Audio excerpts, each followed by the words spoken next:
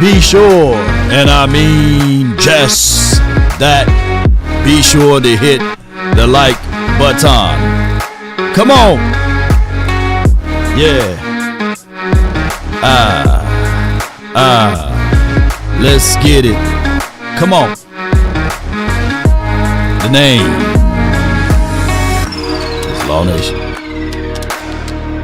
Pull a string and I wink at you. I'm your puppet. Come on, baby. I'm your puppet, baby. Pull a string and I wink at you. I'm your puppet. What more do you want from me? Ready? Run from it. Destiny arrived all the same. Give me a 1 in the chat if the audio is straight. Prepare. Pull a string and I wink at you. I'm your puppet. I'm your puppet, baby. Come on. Puppet. 5, 4, 3, 2. Come on, man. Make you come closer, that close. Yeah. Original, they never will be. And 1.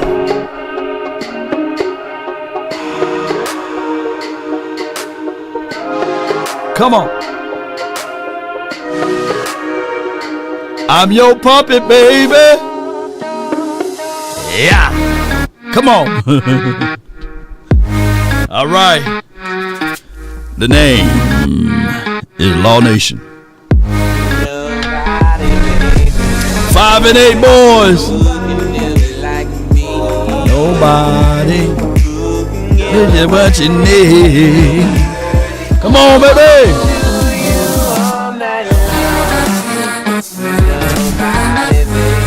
Come on. It's draft time for your mind, baby. Appreciate everybody, man, for jumping in and tuning in. If you saw last night's episode, y'all know how it goes. To the window, to the wall. Come on with it. Overshawn, yeah. We heard the devastating news with my guy. God, dog. Overshawn, it pains me, man. That what hurts more than the loss and of the season too. Is the aspect of Overshawn with the inability to stay healthy, and it's showing shades of Sean Lee, Bruce Carter, and those boys. Whereas we get this star-studded talent and we just can't see it, and it can't materialize. Hey. That Waffle House good, ain't it, Natasha? Yeah. Get the all-star. Yeah. Fry everything hard. I tell, put them eggs back on there, man. Them eggs kind of soft. Yeah. But shout out to you, Darius. I know you're gonna call in, bro. But take it light on me, man, with Mike McCarthy with the IQ thing. Incompetent is what it is with this particular team organization on how we handle a few things. And I know I hate to talk negative talk about this particular situation, but at some point and at some time, a negative is a negative. We can't unsee it. You had a running back that was averaging 7.5, not just 7. He just wouldn't give you 7, but he had to put a half in there. Let that sink in. 7.5 yards. So, of course, it gets people all up in arms about these type of things that we know that I get it. And shout out to you, Gina. I saw your request. And, yeah. I got you. So, what's happening here is that we understand. We understand that Jerry Jones is meddling.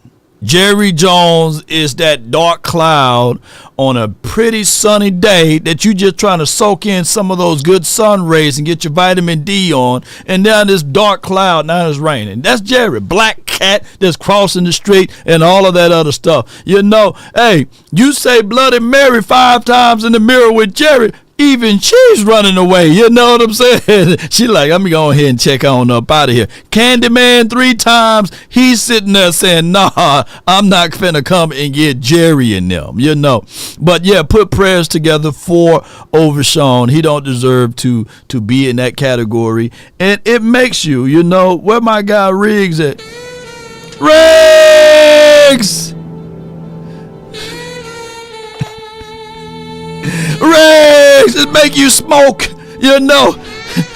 If I was at the game, I would have been like this, man. I'd be like, let me just go ahead and roll me one, you know. You want some? You want some? That's just what it is. It makes you smoke.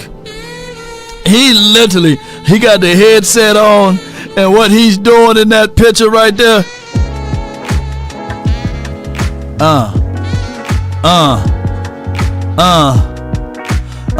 Come on. That's what he doing. Why you? He gonna take a drag of that cigarette. Why? Shit. That boy smoked the whole pack. Come on. What you say? Take a drag of my cigarette.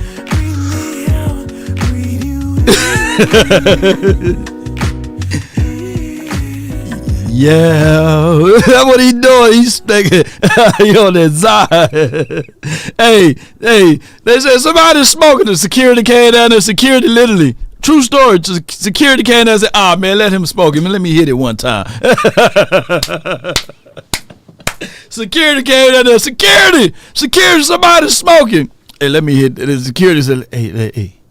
Hey, let me get that one time. Let me put it one time for the one time.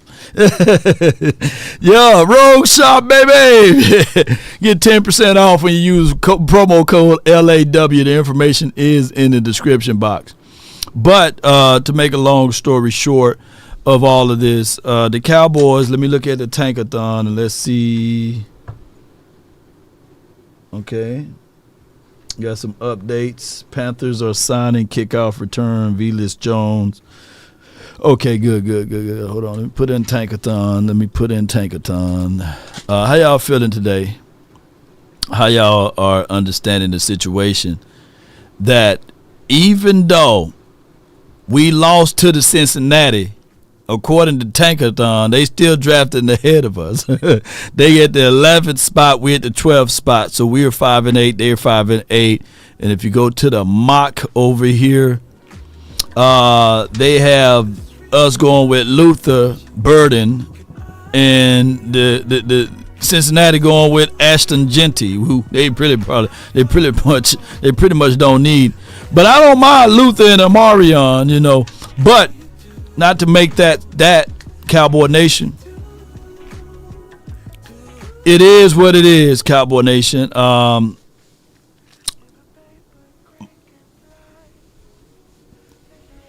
Let me get on to Mike McCarthy. Mike McCarthy, and I forgot to say kudos and credence to Dak Prescott. He been busy. he that Dak been busy, man. Hold on, let me type in. Yeah, Dak been busy over there. Hold on, before I get into this, give some good news for once in a chance here.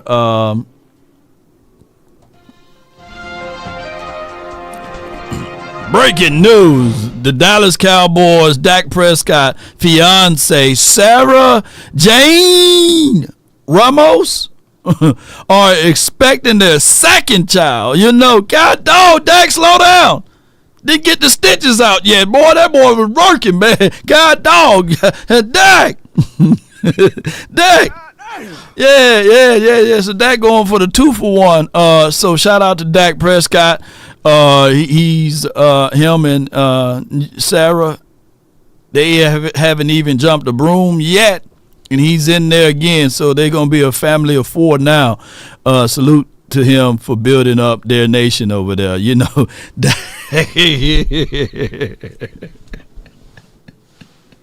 Dak laying that wood at the engine. Yeah. Oh, hamstring. What hamstring? He's hamstrung. I blame. I ain't gonna say I blame her. Did I say that out loud? She been wearing Dak out. He ain't lying. That what Kim Kardashian did to Miles Austin, man. Shoot, Miles Austin, boy, he didn't have no more legs, boy. Shoot, boy, you better watch out for them, boy. Don't come after me, y'all. I'm just telling y'all the truth, man. Dak been busy over there, boy. So with that being said, hope all is well. Hope all is well with everything.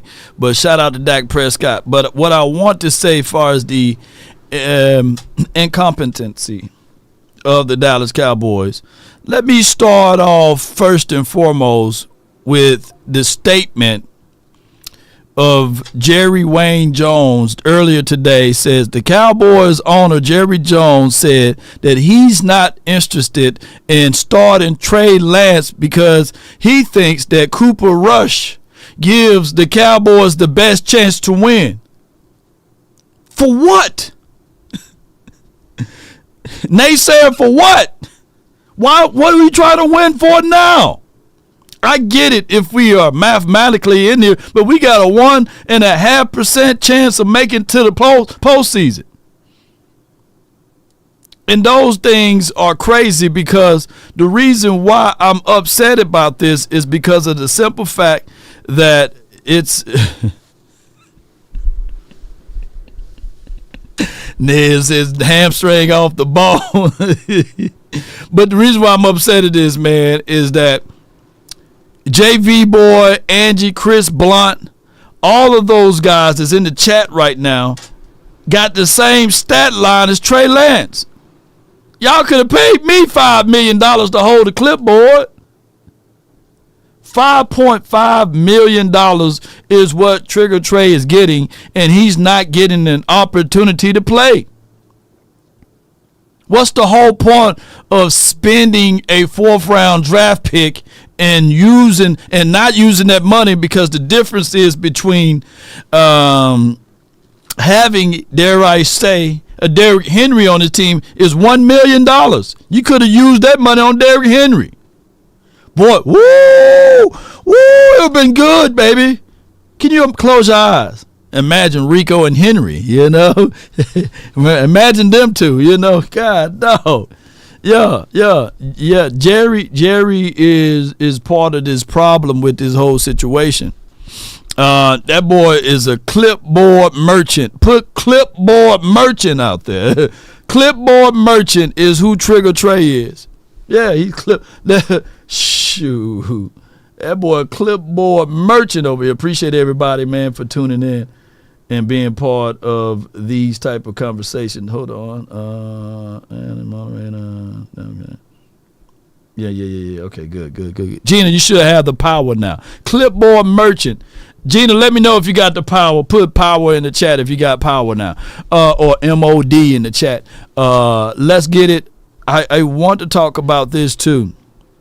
Is that when we start talking about problems and we start talking about issues, what we should clipboard merchant is a crazy thing. Clipboard millionaire. Yeah, when we start talking about these things, man, watch the clown dance. I like the clown dance. Dance all the way, clown. Yeah. When we start talking about foolery, we have to bring up the fact that the Cowboys did this before. They blocked the kick before and touched the ball beyond the LOS. Now, my understanding and my notion is when you are a coach of this particular team, I get it if it happened the first time. But if it continuously happened, then you are not coaching up your team. You don't have situation awareness for your team. And this is a situation that the Cowboys continue to have this. No other team in the National, say it like me, in the National Football League is enduring or seeing the same crazy mistakes over and over and over again. Like I said, pull a string and I wink at you. I'm your puppet. This puppeteer is a crazy situation. All right, so the Cowboys, this is my thoughts. Y'all can call in and change and try to change my mind, right?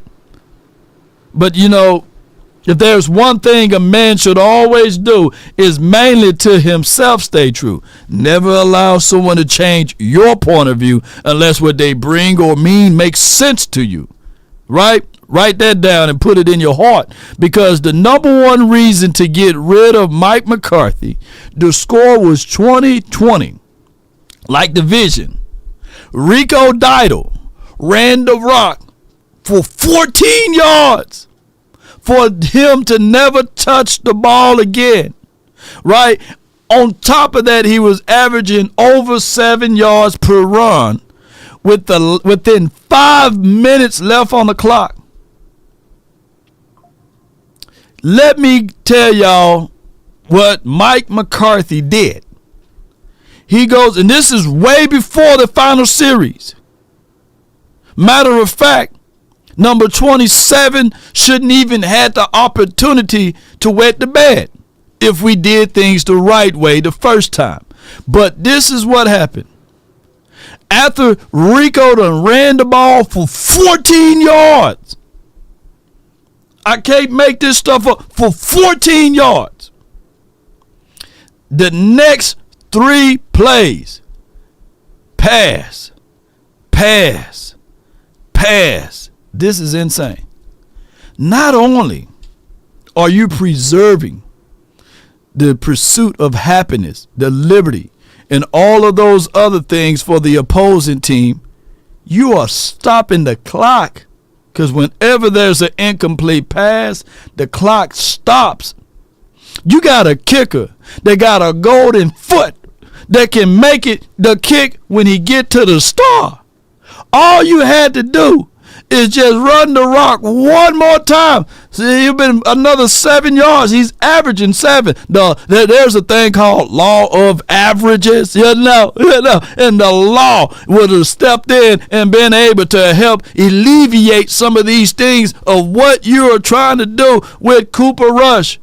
I was listening in to my guy, my compatriot, my guy, Skywalker Still, A to Z Sports. You know, he didn't see my comment in there. But they was talking about, hey, you know, Cooper Rush got limitations. And we all know. And we used to say this, Mr. Unlimited, for Sierra husband, whose name is the tip of my tongue. I forgot his name. But Cooper Rush is Mr. Limited. You know, come on. You know, he got to be the most limited quarterback in the National Football League, baby. And I'm not beating up Cooper Rush. I'm not beating him up because you got to play within the confines of the parameter of your said player. And who controls that is the coach. Jerry Jones, if you want to give him a pass on this, Jerry Jones had nothing to do with the stupidity and the lousy play calling that Mike McCarthy called on this. Russell Wilson, appreciate you, man. My bad. He literally slipped my mind, man. Yeah. I wasn't trying to talk bad about him, but It's an evil world we live in. yeah, but you can't forget Sierra. Come on, man. Sierra, you know, Russell Wilson, you can't forget, 1-2 steps. But that just play calling is dumbfounding. These things are not changing under the leadership of Mike McCarthy. Now, to a degree, he may be a damn good head coach. Yeah, I ain't going to take that away from him. Yeah. He may be a damn good coach. Yeah. He may be a real good coach. But he's going to be, these are the things that we can't change. He's an undisciplined coach. And if he's going to call the plays, he's a lousy play caller. Those are things that you can't escape. That's like saying that, hey, can you see a hippo rib cages? No. If a hippo's a hippo, it's just what it is. It's a hippo. And, there's a statement out there, it's an old school storyline, that this hippo, true story, right? True story. That this hippo, and I'm not talking about Mike McCarthy's size, but this hippo one day was waddling around in the mud, right? Story time law. Waddling around in the mud, and he saw this cheetah go shooting by real fast. And that hippo got out of the mud and said, you know what? I want to be like a cheetah. So he put little spots all over his body. He started running. And he realized, because the hippo can still run fast, it's not fun being a cheetah. And then he saw a giraffe eating leaves. This hippo saw this giraffe with a long neck eating leaves off the tree. And this hippo said, you know what? I'm going to try to be a giraffe, right? And he was trying to reach his head up to get the leaves. He could realize that's too frustrating, right? And then this hippo looked way over yonder, and he saw the lion roaring, roar. And the hippo said, you know what? I'm going to roar like the lion. And then he got raspy voice. And then the hippo looked over, and he saw these big fat bodies laying in the mud. And he said, you know what? I'm going to take my ass over there and be like them. And he went over there in that mud and waddling around. He said, man, I'm happy as a hippo. You are who you are. You can't change. That's the storyline. You can't change it. You can't be a cheetah. You can't climb trees like the monkey. You can't get an extra neck long like the giraffe. And you can't roar like the lion. So what it is that not everybody's lying. Mike McCarthy, you are an undisciplined coach. You are. That's what you are. You incompetent. You are a pass-happy coach. That your only one Super Bowl you had freaking Aaron Rodgers, who can alleviate some of those inconsistent plays that you call. And maybe, just maybe, just maybe,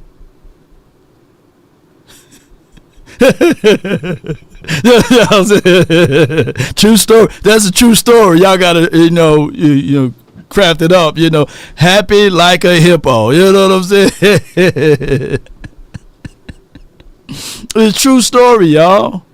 So Mike McCarthy is who he is. He's not the cheetah. He's not the giraffe. He can't climb trees. He can't roar like the lion. He is who he is. And what we try to do is we will look at some of the good things, or the 12-5, the 12-5, the 12-5, and we'll paint this picture that, man, he's running like a cheetah. Oh, man, we running the ball this past game. Oh, man, we doing great things. But he wasn't happy. He wasn't happy trying to reach his neck up to get the leaves. He wasn't happy running around. He wasn't happy roaring. So that's what I'm saying. Trash calling plays. Yeah. So that's what it is. Somebody gonna take that player. yeah. Just tell the kids that, man, the Law Nation said. But neither here nor there. I got some 3-ladder, 4-ladder stuff to beat us up on some more, because we love this pain, because we stuck in this game. Holla my name. All right, baby. All right, come on with it. Y'all know y'all hear that music. Yeah. I like what Jeff Saturday said. He had some good points. Punt to give the ball back to Cincinnati in the final 2 minutes. Joe Burrow threw a tie-breaking 40-yard touchdown pass to Jamar Chase as the Bengals beat the Cowboys 27-20 on Monday night. Let's hear from Jerry Jones and Micah Parsons on the tough loss. We all would say, well, why block the kick? Just take the kick and get within field goal and kick it. We'll all be second-guessing that one. After blocking the punt, we touch the ball. That's all should be figured in before you decide to block the punt. Especially you weigh your odds up against catching the ball on a kick and getting it back out and getting within a field goal range. This one hurt me more than any loss this year. Probably even worse than a playoff loss, to be honest. I'm going to sit on this, but, I have to find a way to keep these guys alive, There's still football to be had. We can't let these type of games slip away like we did today. All right. Before they go in and bash the man, I just want to get this out. Jerry Jones. You having an unnatural allegiance to losers is not like you. Jerry.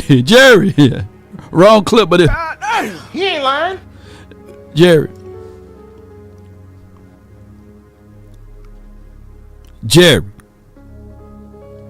I'm taking the block punt kick 10 times out of 10.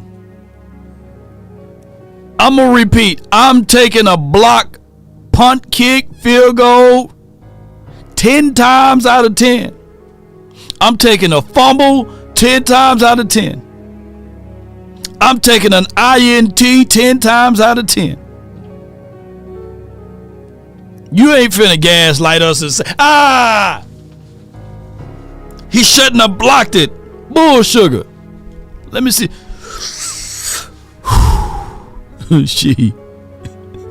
That's some bull sugar stuff. Now, over to Micah Parsons. This was the best assembled of display of frustrations that I ever seen out of Micah Parsons, and I loved it. Oh yeah, I loved it. Yeah, call me evil law, but I love every piece of it, because those levels of frustrations, you learn more from your failures than your success, and I love it. Oh, I love it. Oh, I love it, man. Yeah. I love the frustration. I love the pain. I love the evil side of it, because he's going to get better with this. Oh, yeah. Didn't even take the shower. Must and all. He going to need some Mando. 72 hour stuff. Because of his levels of frustrations.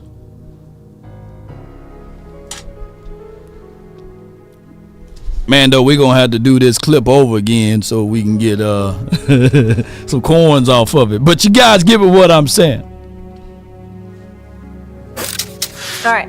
SA? Yes. You're up first. We haven't heard from you in a minute, so let's start with your favorite subject. What is the reaction to all you just heard from Jerry, from Micah, and the loss last night? The operative word that comes to my mind, fellas, is embarrassment. You're Micah Parsons, who is an absolute stud, who deserves his money. We know what he means. To be talking about a game like this being more important and more riveting than a playoff loss, my God. That boy had to hit it again. Evidence that you're not very experienced at playoff losses. I mean, you should be, because you've been there. You've had your share of playoff losses already. But nevertheless, that's just not something that should come out of a player's mouth. To say that this really hurt me more than any loss this year, that makes sense, because obviously you've been playing better, like he pointed out, and unfortunately you're finding ways to still lose games. But in a sense, when he expands extensively beyond that and gives the indication that it's more important than a playoff loss, and it just reminds us what you don't know about postseason meanings and postseason success. It clearly is something that you are oblivious to. So I think that, and then to listen to Jerry Jones talking after the game was just utter embarrassment. There's no doubt. Jerry Jones is utterly embarrassing. Crush, what's good with you? New coach, new defense coach, new play calling, start fresh. That's another 4-hour episode, Crush, but I appreciate you. We definitely going to talk about a piece of that today. Jamie, you're right. Stephen A. do love to hear himself speak on that. But I'm here for my guy Jeff Saturday's point, because I think Jeff really dissected this just the right way. Way around that, making absolutely no sense whatsoever. It basically is encouraging them not to block the damn punt. I've never heard that, but that's a first for me, fellas. That makes absolutely no sense whatsoever. So it's bad enough you've seen the injuries ravage them. It's bad enough you've seen incompetent play. It's bad enough that at times we've seen questionable coaching. But then when you see their comments, fellas, and the kind of things coming out of their mouth, it just reminds you how detached they are from what the reality of playing professional football should be. Now, I never played. How the hell I know that seemingly better than the players and the coaches and an owner for an NFL team? How on God's name does anybody that didn't play the sport, let alone on y'all level, let alone period, especially on y'all level, seem to know that better than the owner, the president, the GM, and a star player? It makes no sense, guys. It makes no sense. It literally makes zero sense. It literally don't. You know, like we get all of the sayings that, you know, the Dallas Cowboys this, the Dallas Cowboys that. But in actuality, it makes zero zilch sense. When we can be sitting at our houses, man, and we be knowing more than what the Cowboys be doing. How's that even possible? How is it possible that we can be sitting at our crib and we can be looking at this thing and be like, hey, they need to run it here. Oh, wow, they passed. We could be sitting at our crib and we say, hey, we know they about to run it here. And we sitting at our house. And Jerry don't see it. We can be sitting here saying, hey, it'll be wise if the Cowboys make a move for this player. And they just sit there and talk, we like our guys. We be like, but your guys falling off. Like, now that they see that Jalen Brooks is a healthy scratch or what have you, we've been saying that for the first 2 or 3 games. He ain't no good. When we seen Jalen Tolbert, all of the Jalens, slipping and sliding, scrambling and scraping, no Diddy in, no Hover. We sitting here like, hey, it's time to make a move. After he caught that pass against the Steelers, hey, trade blocks, or when the Cowboys give us some breaking news that they're trading for Jonathan Mingo, we sitting like, oh, but your quarterback, your starting quarterback, is out for the season. That move right there don't make sense. We see that. Don't y'all be saying it like that don't make sense. It's like I said before. It's like shitting on your pants, like shitting on yourself and you changing your shirt. You're like, hey, I changed my shirt, but we still smell you. You didn't change your pants.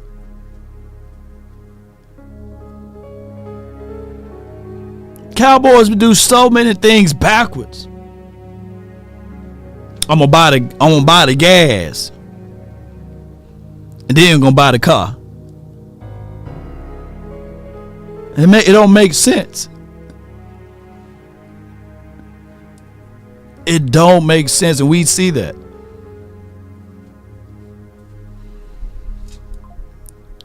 And that's what we are subject to, year in and year out. Yeah, I'm absolutely surprised by what Micah said, because there's nothing more riveting and more hurtful than a playoff loss, for the simple fact is that you think you have a chance to win the Super Bowl. This is a regular season game. There's another game to be played on Sunday. In the playoff Saturday, you know this just like I know it. It's the finality of it that makes it hurt, because there is no tomorrow. You're going in tomorrow, and they're going to give you a big old hefty bag, and you're going to clean your lockout. And you're like, all right, guys, hey, stay in contact. Let me know if you come to Atlanta, or if you let's plan a trip, go to Vegas or Cancun or something like that. It's the finality of the playoffs that makes it hurt. And for Michael to say that, you know, I can get it. If he want to say this is one of the most painful losses that he's had this season, I get that, along with Baltimore, because they had a chance. They thought they'd get the onside kick because they'd come back into the ball game. But that's really the only chance that they really had of a loss that they could have won. All the rest of the home playoff losses, they got blown. For the most part, they've gotten blown out, and it hasn't been even close. But for Jerry to say, what do you mean, don't block it? Good. If you tell you what I don't get, because see what happened, Stephen A. You remember when the Washington Commanders onside it, and the guy picked the ball up and he ran it back instead of falling on it. You see, they come, oh, I got me a cheap touchdown. You see, you accepted things in the win, you wouldn't have lost. Everybody knows if you're on special teams, if you block a punt or a field goal and the ball breaks the line of scrimmage, get away from it. Yeah. Because the moment you touch it, that is a live ball and it's a change of possession. If it's behind the line of scrimmage, you try to scoop it up. No harm, no foul. Everybody knows that. You can see Bones Fossil. I know him. His dad was my offensive coordinator. He's one of the better special team coaches in all of football. It's hard for me to believe that he had. It's time to unthink what business banking can be. Man, Uvine got a is commercial. uncomplicated. Have not covered. Here's what I'm gonna say this though.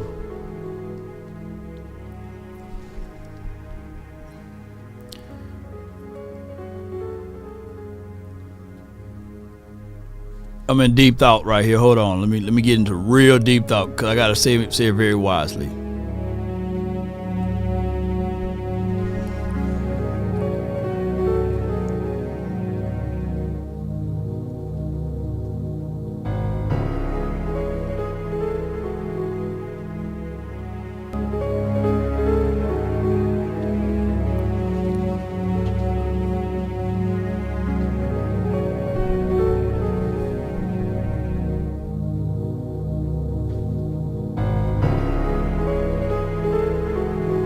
Let me crack your cranium and fertilize your brain. All right. Here's what I got to say here. I had to let that marinate of how we can see some undisciplined nature of this team. There's no fear from player to coach. That's why we are seeing some of the same issues.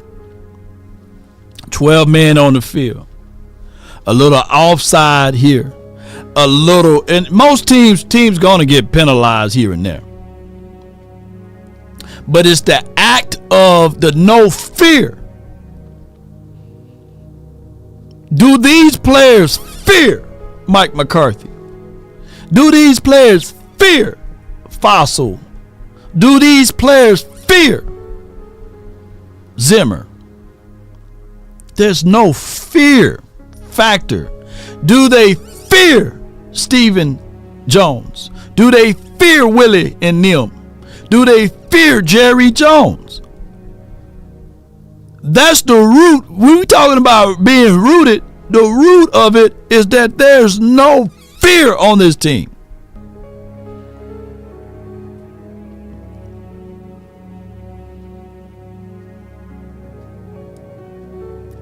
I had a coach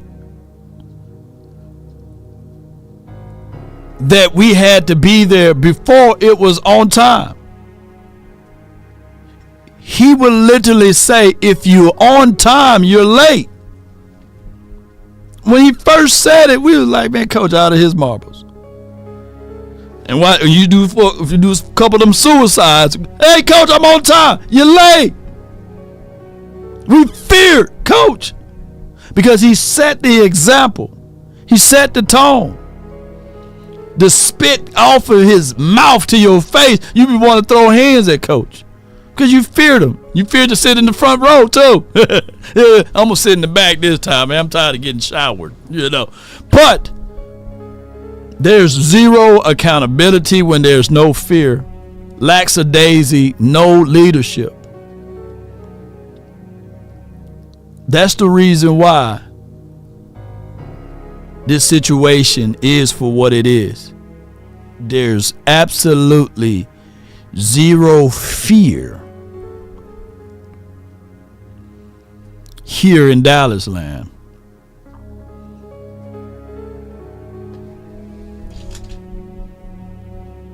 And the craziest thing of it, you had to learn to love your coach once it's all said and done. Couldn't stand them while you was in the process, but you was looking for the results.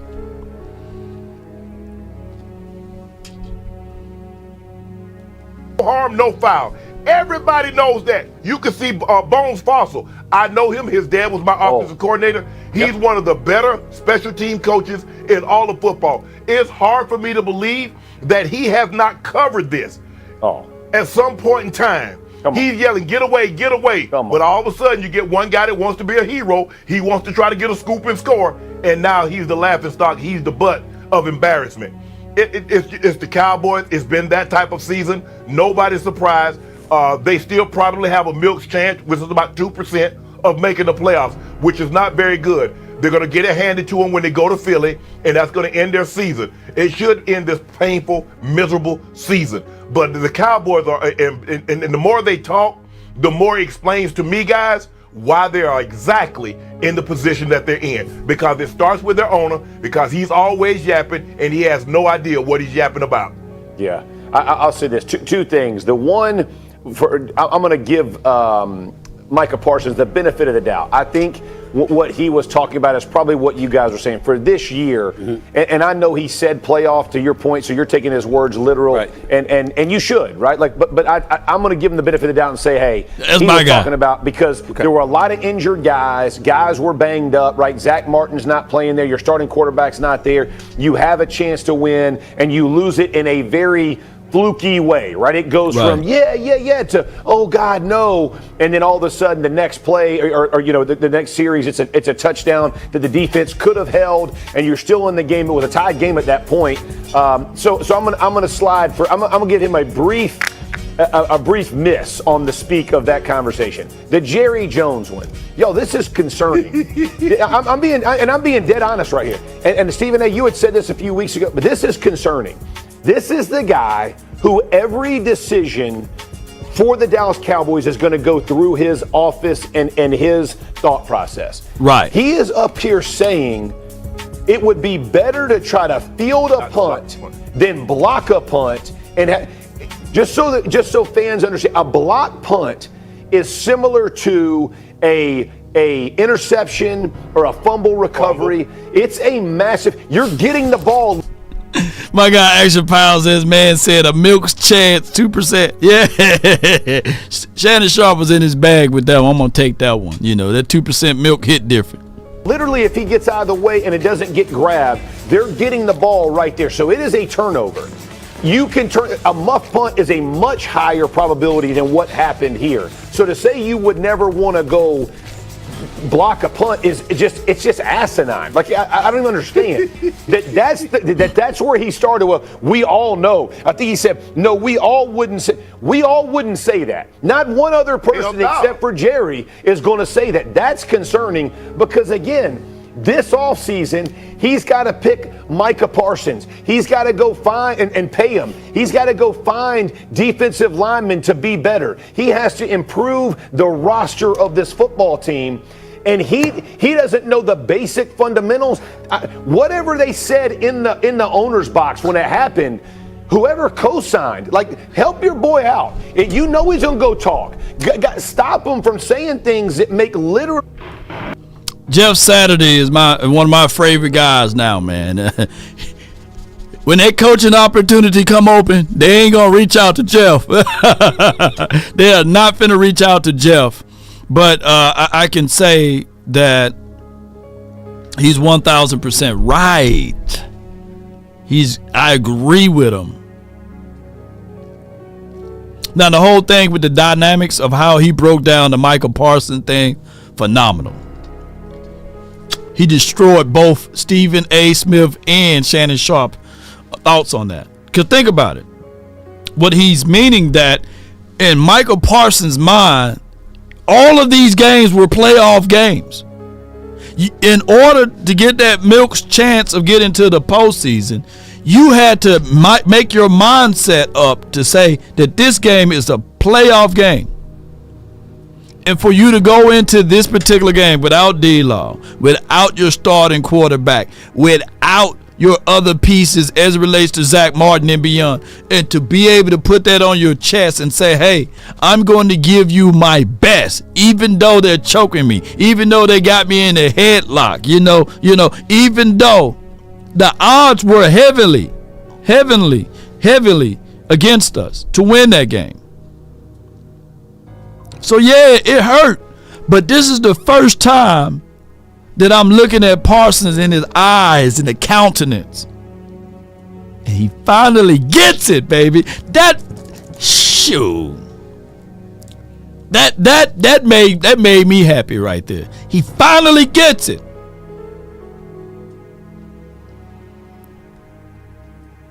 What Drake said, no new friends. Yeah, no new friends. No changing and swapping of the jerseys. No patting each other and giving them dap. And they gotta, before Parsons get it even more, it gonna have to hurt even more.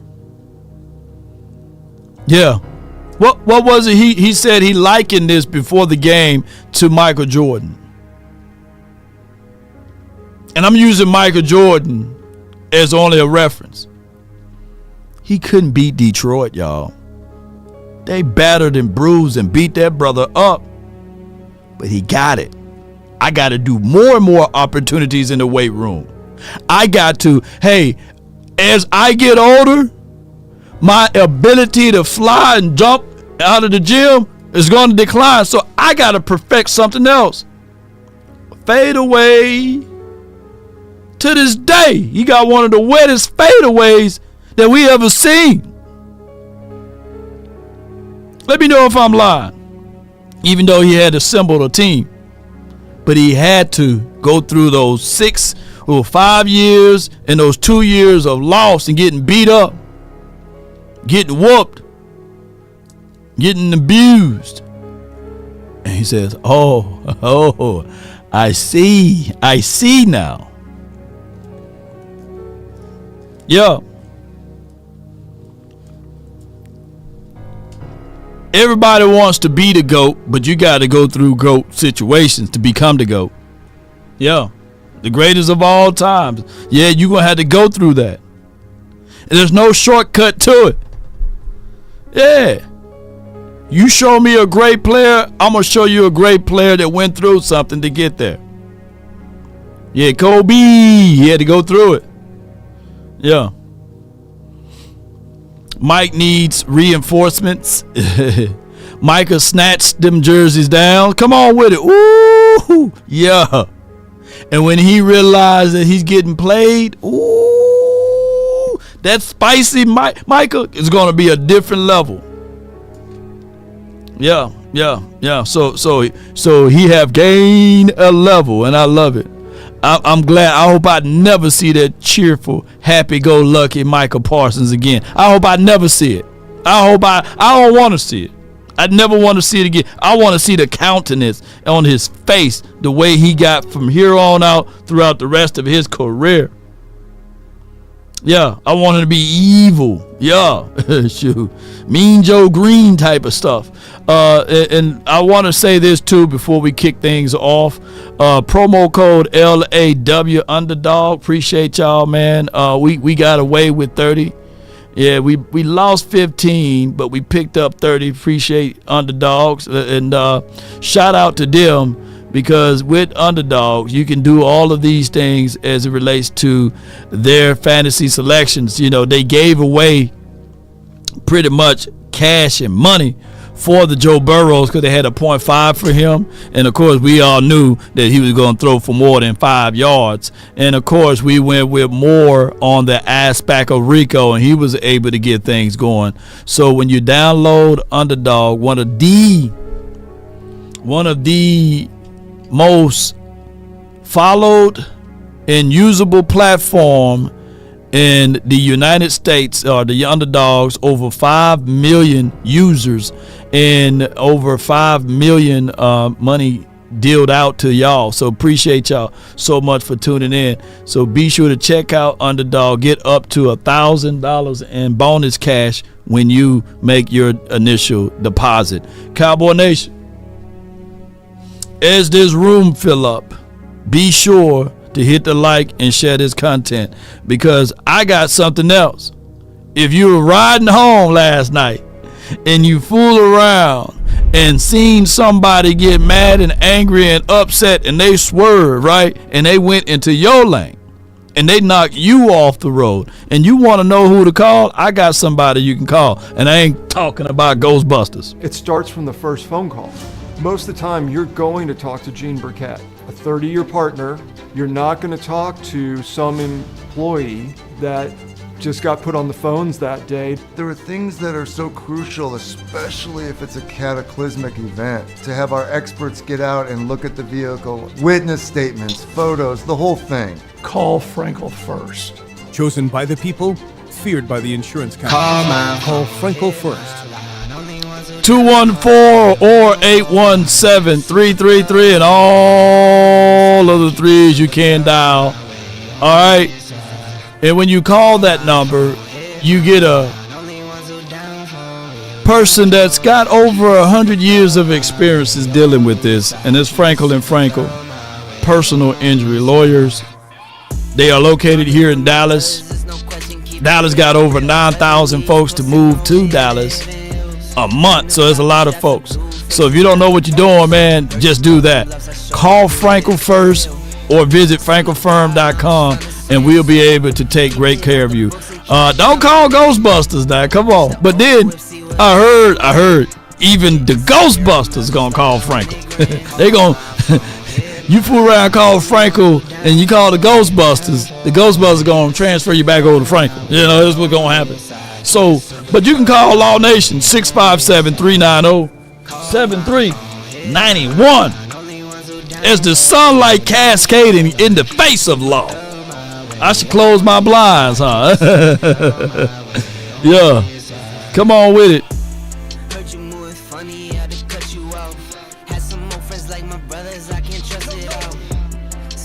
From the 214, you're live on the Nation. Talk to me.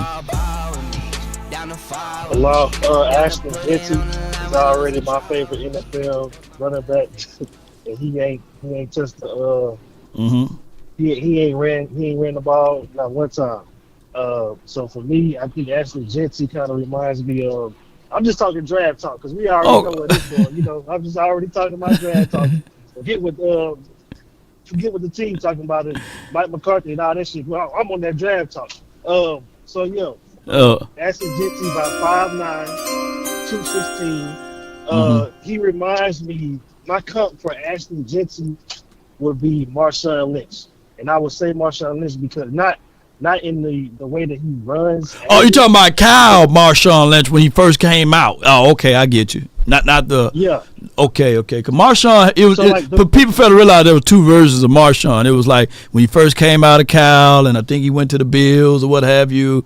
Yeah. You talking about that version of Marshawn before he went to Seattle. The reason why I'm saying that is because Marshawn Lynch runs angry, or he ran angry. Ashton Jesse doesn't run as angry, but I'm talking about the pure ability to break tackles. Like if you watch Ashton Jesse, he never goes down. Like he at least breaks about 3 or 4 tackles on his way to the end zone. So right. That's the only reason why I'm saying that. And they have a similar build. I think Marshawn Lynch was 5'11", 215. I think right. Ashton Jesse is about 5'9", 216. So to me, that would be Ashton Jesse's comp. And I'm just interested to see who would you comp him as? Well, as you dig deeper into the draft, what would be your comp for Ashton? I don't have anyone yet. I haven't watched an immense amount of tape outside of highlights, so I would do you a disservice right now. I just know that he's nice with it. He's doing crazy good things as far as numbers. I'm with the belief that you don't dance with the first lady you see. You let the room fill up a little bit, you know what I'm saying? See what the competition is. Make sure you do your rounds first, and then if you see the consistency with the with everything, then you make your move. So Ashton Jesse, I think that, in this particular situation is all also predicated on who's going to be our quote-unquote coach. So I can't put the cart in front of it because Rico's averaging. I just literally seen Rico averaging 7.5 yards per toe. Yeah, and Rico turning up too. Yeah, Rico turning up. I was like, man, and you don't give this brother a chance or a situation to win the game, to close it out. So That's my issue right now. I got to know who's going to be our head coach before I really dive into this draft conversation for the nation. Man, Law, I'm telling you, fam. We have a phenomenal foundation of players, man. Just think if we can pair Rico to Ashton, oh my gosh. You think the Lions got a good run game. Tandem, Boy, yeah. Wait, if like you were saying, just imagine if we get the right head coach. But I'm gonna ask you this though. Go ahead. What if I were to tell you, instead of going 12-5, these past 2 seasons, what if I were to tell you we could have went 15-2? I mean, I'm quite sure we could have. There was a lot of situations that we look back at some of the games and we lost due to the inability to make the necessary adjustment. So, so that's just what it is, bro. So you're right, but there's water on the bridge now. I'm just waiting for this situation to all be over with, so we can get some guys in here with high IQ. And this will be like in closing. This will be my closing statement. Okay. I heard you say some people were trying to like get at you about the whole Mike McCarthy thing about he only had one bad season. I'm trying to figure out what do they deem a good season or a bad season? Because any season if you only think Mike McCarthy only had one bad season, I just want to know what's your definition of a good season, because the record, the record is only a small sample size of what's actually going on. Dog, I'm trying to figure out if you go up against a team like the 49ers, I'm not talking about no little Jimmys. No little Jimmys inside of your division. Right. That you could just smack up on. Right. I'm talking about when the team is ready to punch you in the freaking mouth, like the big dogs, the Packers, the 49ers, the Vikings, the Lions, them type teams, when your team come out flat against those teams in the freaking playoffs against a rivalry, that's not a good season, big dog. Okay. I get where you're going at. You know what I'm saying? I'm picking up what you're putting down on that. Success is very subjective, and what you're saying is basically us losing to the same team or us losing in a certain way in the postseason would consider or be solidified as a good or a bad season. Yeah. I mean, the expectations of the Cowboys should be Super Bowl, or the expectation is to win multiple or make deep runs in the postseason. And if you haven't eclipsed those type of things, then yeah, you can quantify it as being a bad season. I get where you're coming from. I appreciate you for calling in. Can I put this last cherry on the top? And I'll be going after this. Yeah. I wonder who stopped Mike McCarthy. Did Jerry Jones stop Mike McCarthy from running the ball yesterday? I'm out. No. I'm out. No. Yeah. So two things can be true, right? Like, granted, Jerry Jones is a meddling owner, right? But that doesn't excuse the fact that at the end of the day, even though he's a meddling owner, you still have the decisions to be a man. I was raised to be a man. Come on, Mike McCarthy. Yeah. So it just goes back to even, man, shoot, you can look at it from this aspect. Shoot. They said heaven and hell, when you die and you do some bad stuff, you go to hell. So why would you get punished for doing the same thing that Satan did? You know what I'm saying? Like, he should be celebrating you instead of punishing you. He did the same thing. So it goes both ways when you start drawing the line or dialing up the line of objective truths versus subjective truths. So at the end of the day, hey, you should be able to divide these type of things with each other. But at the end, we don't know. And Mike McCarthy, didn't nobody put a gun to his head and say pass. And I'm quite sure Jerry Jones, as old and as great as he is, would have accepted the win if you'd have just ran the ball those 3 times and killed clock. It would have been a better situation than trying to force a pass with, dare I say, a guy that's very limited. So, Pinga says the last time you was in the Super Bowl, Blockbuster was the hottest thing. You ain't lying, shoot. Yeah, shoot. That was one of the hottest things cooking, boy.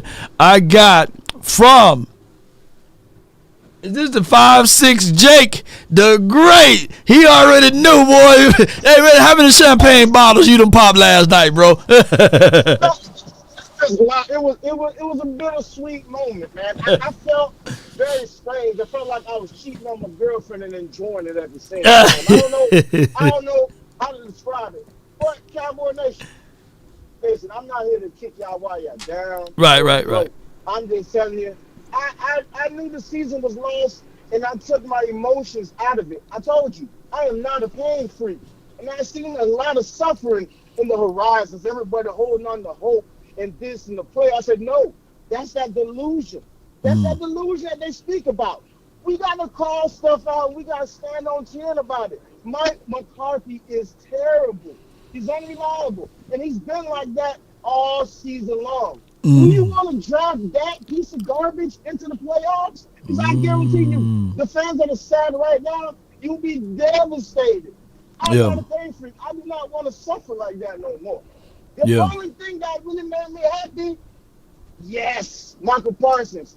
Feel my pain. Feel my pain. That's how. Look how they making fun of you this morning, Micah Parsons. That's how they look at you. Stop smiling. I've never seen a friendly lion smile. That lion is all business, and nobody messing because they know what that lion's about. Feel our pain, Micah Parsons. But Cowboy Nation, we got to stand on 10, man. We can't fall for this BS. The owner just said we don't want to block punts. If we ain't out there with picking signs saying get rid of Jerry, bro, you don't block punts? What kind of stuff is this? But like I said, man, we can't be falling for the bull stuff no more, man. Mike McCarthy has to go, man. I sweated for a little bit, Lau. You sweat just a little bit. You're like my guy, 100 grand. Yeah. I mean, it's rough, man. It's rough, bro. Said, look at Mike McCarthy. He stripped these first 15 plays, and he's got his game face on. And he's doing something. Yeah. I said, let me see if it's sustainable. And just like I thought, you're gonna see these passes. Dude's gonna run 5, 6, 7 yards and turn around. He always goes back to what is more comfortable for him. We need to get rid of him. He's like a cancer. He's that, and no disrespect to his size, but he's to that storyline. He's the hippo. He is the hippo. He's the hip. He's gonna go back. He's gonna go back to that nature of being pass happy. He's an undisciplined coach. There's zero fear on this particular team on what he say or what he do. And on top of that, he already exemplified the fact that even when a player, the most highest paid player in the National Football League, defends him, he acts as if though he don't know what he's talking about. I can't make this stuff up. Yeah. Make it up. For you, Super Cooper Troopers, I told you this is exactly who he is. Y'all want to shit on Dak Prescott and lift up Cooper Rush. That's what he is. Not only did I know what I was talking about, I made money off of that. Woo! For Cooper Rush was 220 yards. Come on, you can't do that. You can't do that. I made a good $200 betting against the Cowboys last night. I cheated on my old lady, and I liked it, but it was all right. Cowboy Nation next year will be better. Micah Parsons he's on the evil side. He won't accept mediocrity no more. He's one of us now. So rest easy. It'll be a better season. We'll focus on the draft. We're still gonna be here supporting Law until the season's over, like always. Appreciate Have a great day, y'all. It's been great. I'm out. Yes, that Jake the Great, man, said a good mouthful there on all of that. And there's no, like, come on, man. Yeah, to think that these limitations wasn't here is just crazy, y'all. It's just crazy when you think that these limitations is not here. And there was a caption that says that there's only one side of the field he's throwing it at. You know what I'm saying? So he's avoided of throwing it to the left side, period. You know? So when you have limitations, there will be people that would see this, right? And they will refuse to understand this. And they will say to themselves, and for those who's not looking on the screen right now, pull up the screen and you'll see the chart line for your mind that I have here. But let's get from the two 201. This guy was going to be $1,000 but he was like, nah, that's not the plan because I'm 100 grand. Yes, indeed. Hey, that first quarter and that third quarter, you was a Stack. I was gonna change your name to Stack. I was like, Stack calling in. Stack. Ben. I was gonna call you Ben or Stack.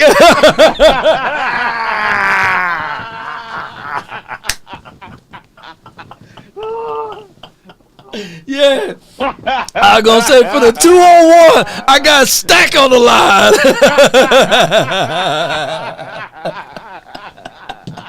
Oh my God. I bet you a patient this flow. That Cooper Rush boy, he looked like Montana that first drive, boy.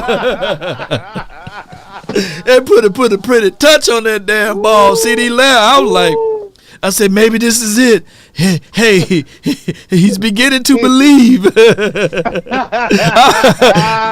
remember that? See? Yeah. Talking trash, talking about me on the street. Yeah, see. The Reaper came for Cooper Rush. Yeah. And all I could think of was you, man. When he threw that damn pick, man, I said, damn. Yeah. And I said, damn, man.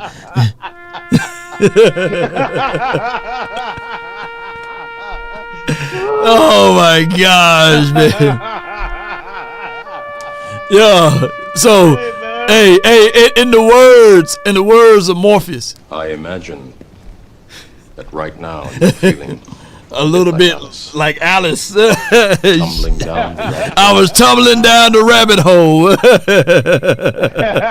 Yes, indeed. But what you got, man, for me, man? Hey, man, listen, man, but people said I don't know football. Man. That's what somebody said when I got off the line. Somebody said I don't know football. I don't care about my team. That's what I heard. You know what I'm saying? That's what I heard, yesterday. I don't know football. I'm a Dak Prescott lover. Nah. You getting called out. Dak delusional fan with more excuses says Dak fans are excited that we lost and trying to uplift Dak. I'm not. Lord. When have you ever heard me say, did you ever hear me say, Dak Prescott would have won that game yesterday? Did I say that? No. I didn't mention Dak Prescott at all, Lord. Did I not? No. Did I mention Dak Prescott at all? No. I'm talking about the team. That boy ain't it. He ain't got it. But to be fair, was 16 yards. How was your longest pass 16 yards? Bro, but to be fair, Dak Prescott is undefeated when the running back is averaging 5 yards or more. Oops. Okay, and how many yards that running back did for Cooper Rush yesterday? 7 yards. 7. When was the last? The boy can't even give us 3 touchdowns. When was the last time we got 3 touchdowns with Cooper Rush, y'all? Hey. Let me know. All he does is win. The boy can't put up no points. If the defense ain't playing lights out, the boy can't win football games. And that's a fact. But 100 grand don't know football, man. 100 grand don't know what he's talking about. But Rico Dowdle got over 100 yards. CeeDee Lamb, I believe he had like a 30, 40-yard run. And that's Cooper Rush out there throwing the football? Come on, man. Y'all need to cut it out. Y'all need to stop it, man. Y'all need to stop the cap. Stop the cap. Man. Jeez, man. Like, man, the boy ain't it. He ain't got it. He can't get right. I feel you, There man. you go. I feel you, man. But we knew like this is not like. I hope that people don't try to get this as say like this is a Dak versus Cooper Rush thing. But this is more so of the incompetence and the IQ levels of Mike McCarthy. You got a guy that's averaging 7 yards per tote. and you refuse to put the ball in the belly of the running back to squeeze out the time, you got 5 minutes left on the game. I agree. You run it, you close it out. Why are you putting the ball in Cooper Rush's hands? Right. You doing that? Why? Man. I don't understand. Rico having the best game of his life. He could have had 200 yards yesterday. But you want to put the ball in Cooper Rush's hands.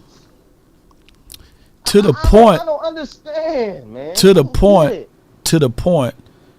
And I know Eagles fans, y'all watching. But about to say what you about to say right now. Go ahead. Yeah, to the point.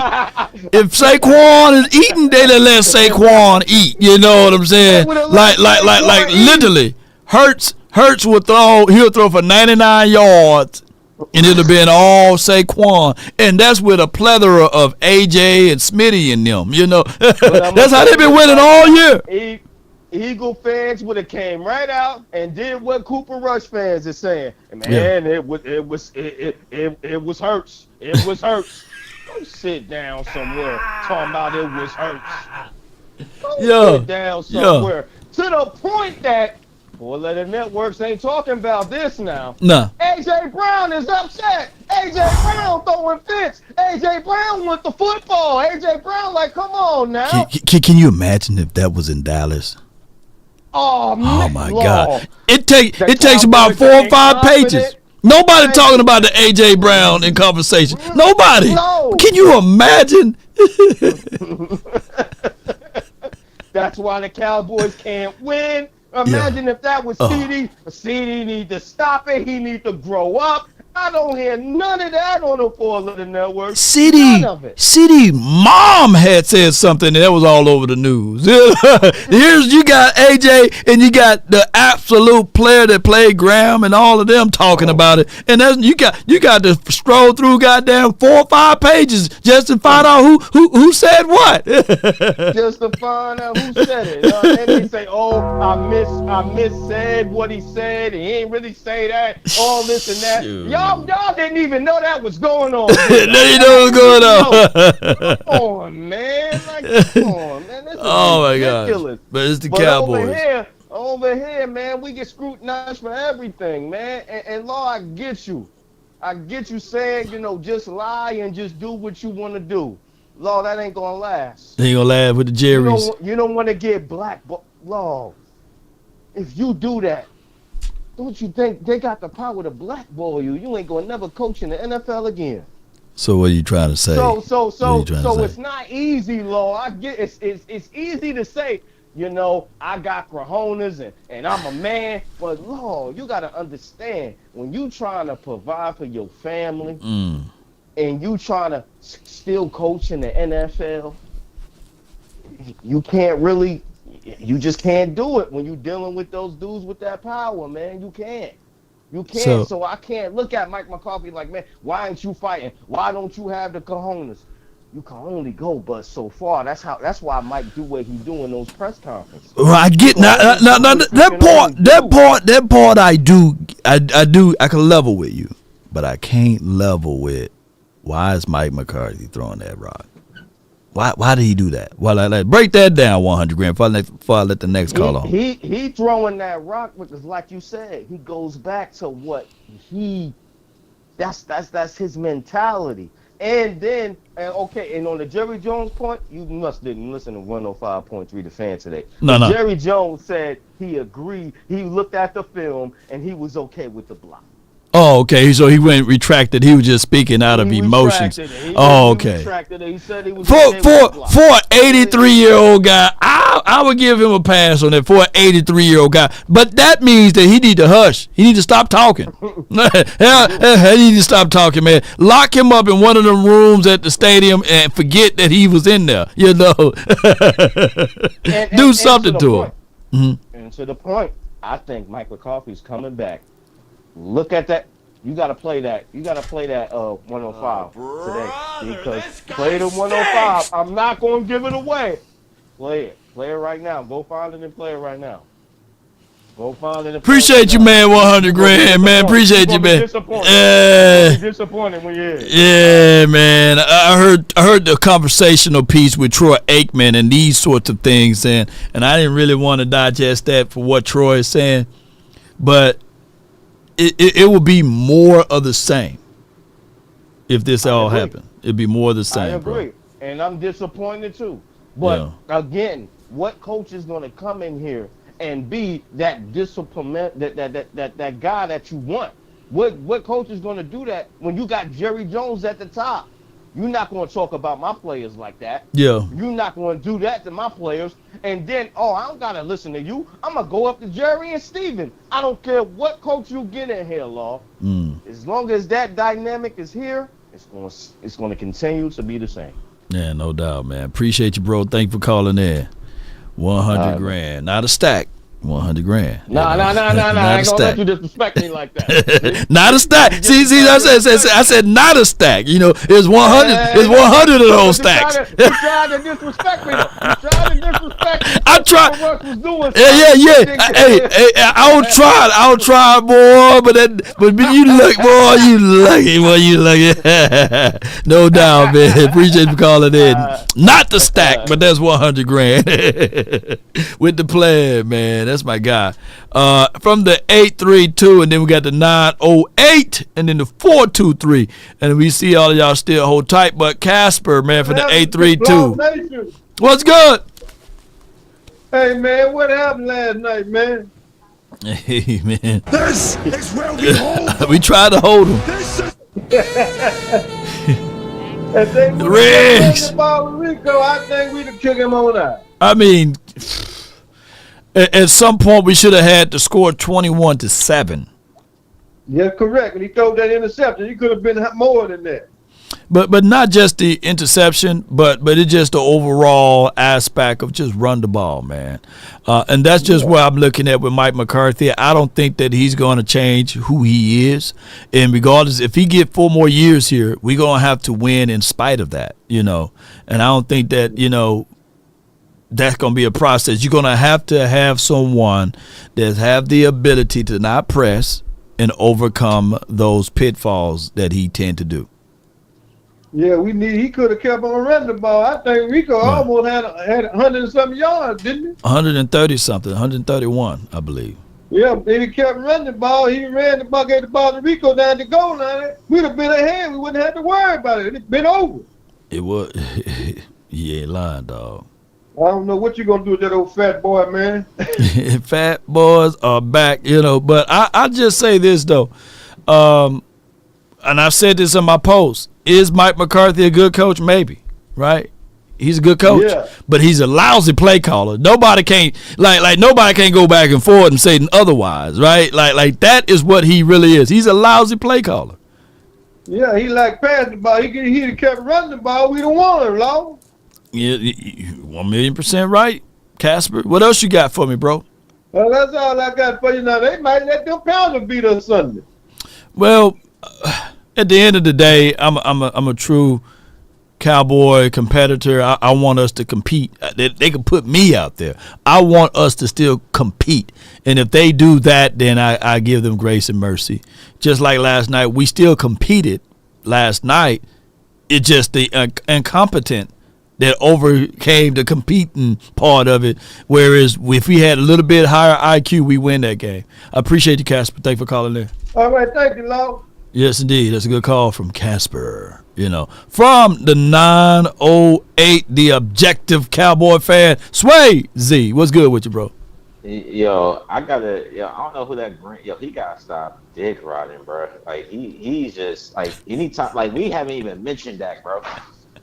We ain't even mentioned Dak, bro. Like we talking about Mike McCarthy, the coaching staff, like, oh, look at Cooper, bro. We know he's a backup, bro. Like, first of all, the fact that you comparing Cooper Rush to Dak Prescott, that's an indictment on Dak Prescott. He get paid $65 million a year. We stop comparing him to the Josh Allens and the Justin Herberts, and we start comparing him to Cooper Rushes. Like, that's bad, bro. Like, damn, like stop doing that because I can tell he don't watch football. He watched Dak Prescott's. Like his team is the Dak Prescott team.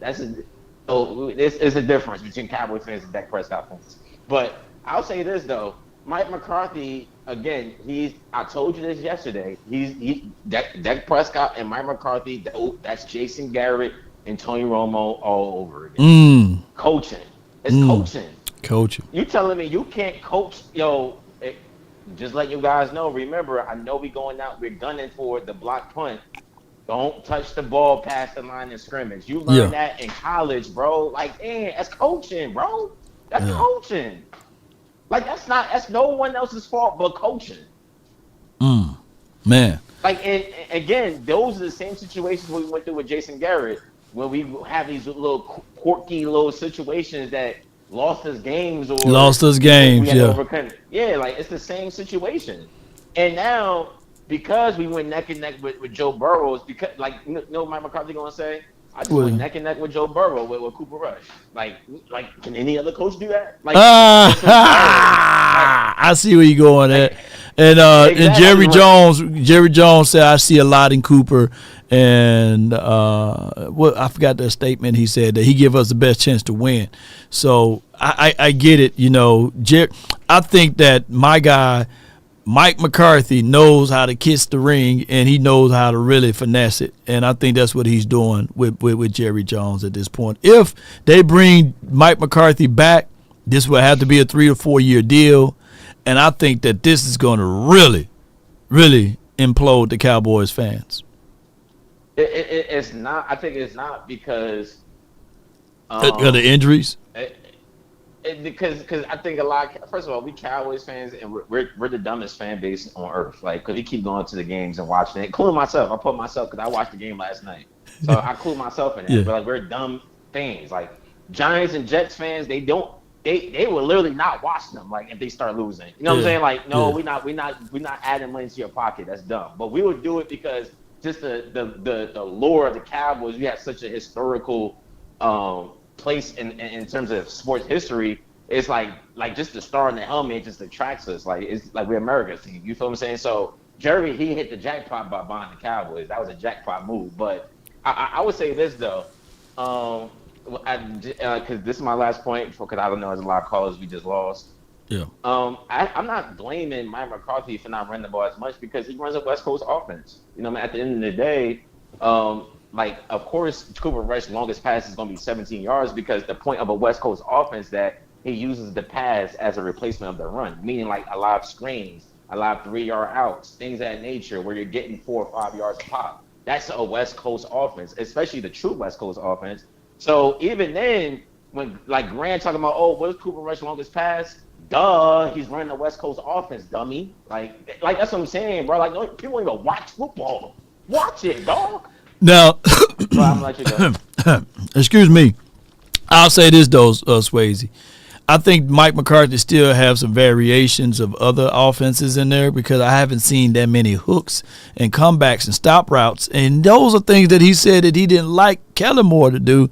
And I'm seeing more and more of those plays, especially to Tiny Brandon Cooks and these sorts of things, even on the last final drive there. I would love to see some more slants. I did like the creativity that they added in with my guy CeeDee Lamb, but I still need to see more of some of these drags and some crosses on this particular playbook. I think the reason why is because after the first game when it was like atrocious, like when Cooper Rush had like 100 yards. I forgot who he had, but he was like less than like 130 yards or something like that.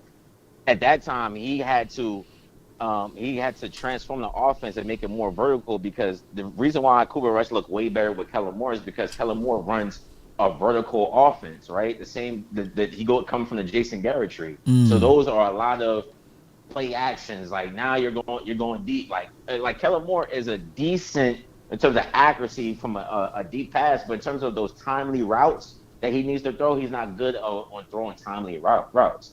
And that's one of the reasons why you see Jalen Hurts losing it when it comes to his passing game is because Kellen Moore again runs a vertical offense. Jalen Hurts is not a vertical offense type quarterback. Yeah, that do make sense. That's not his game. Yeah. So that's why you see like people gotta look at the offense and they gotta look at who's like running that offense and then determine like before you give criticism. Like that's what I'm saying. People gotta know the game. Yeah, no doubt, man. Appreciate you for calling in, Swayze for the 908. Good call from. I appreciate it. No doubt. So next caller we got is the 423, and then we had the 469, and then I see you, J May, for the 774. So here's my thoughts of it all, ladies and gentlemen. When we look at like different variations of offenses and things like that, we know that it's a copycat league, but we know where the juice is at. You know, the Ben Johnsons, the Bobby Slowicks, the Zach Robertsons, the other guys that's in this particular space that's doing creativity stuff. And the problem is that I think that when Mike McCarthy started calling plays last year, of course, we were a little bit more healthier, that we had the number one offense in the National Football League, but you fail to realize that it's a moving target. People are going to continue to make you play left-handed.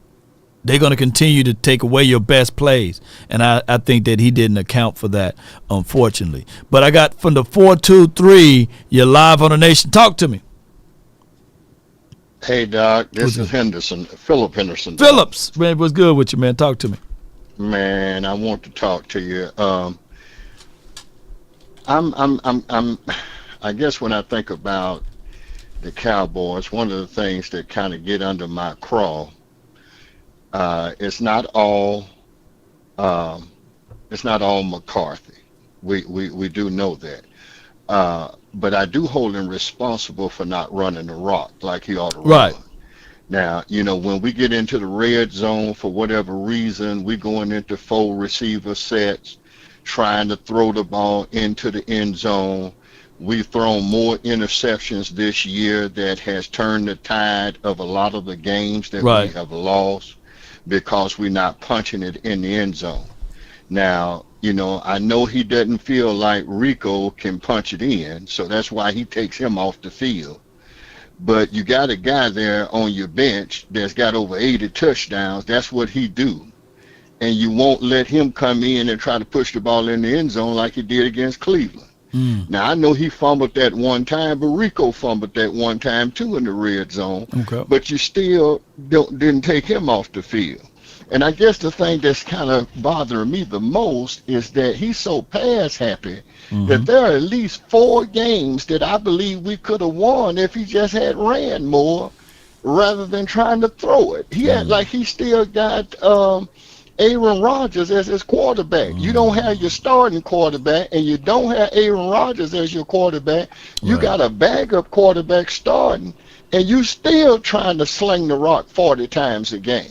That's just crazy. That's beyond crazy. And he's getting in his own way. I mean, it's almost like we got the Barney Fife syndrome and shooting ourselves in the foot every time we get a chance to go ahead in the game and close the show. And that's one reason why I kept saying, you know, and I keep emphasizing that, you know, I hope that Jerry Jones will move on. The thing that terrifies me the most is that deep down in his heart, I think he wants to sign Matt McCarthy to another contract and keep him here a little bit longer. He keep emphasizing he don't want a Super Bowl. He don't want, but think about this. He won 1 Super Bowl with probably the first or the second best quarterback in the last decade. Yeah. Shoot. Yeah, lying. 1 Super Bowl with that pass-happy offense. Now, you got a guy sitting out there with 8 Super Bowl rings. 8. And you can hire him. He can come in, and I know he going to run the rock. I know he's going to play with 2 tight ends and help those tackles out. You got young tackles, and you throwing them to the wolves because you got them back there trying to block, and your quarterback holding the ball 4 seconds trying to read the field to get a touchdown. Man, you can't play like that. Definitely can't play like that. You know you can't do it. You definitely can't. And if they were to give somebody like Bill Belichick an opportunity, I think our team would be much better. And think about it. I know a lot of folk want to say, well, you know, he had Tom Brady. That's the reason why he got so many rings. But he won Super Bowls with Phil Simms. He won Super Bowls with Jeff Hostetler, the backup for Phil Simms. He went to the playoffs with Matt Castle, with Matt Jones. And to me, Matt Castle was terrible. Yeah, facts. Matt Jones was terrible. Who? But he went to the playoffs with those teams. You're right. And even LT had made the statement that during the time when he was playing for the Giants, the man who had schemed up those defenses was Bill Belichick. He gave him credit. He said all those defensive schemes that we threw at other teams, when they made him the defensive coordinator, he said Bill Parcells told him this is the mastermind that came up with those defensive schemes that helped us to do what we've been able to do, to turn our franchise around, and eventually took them on to 2 Super Bowls.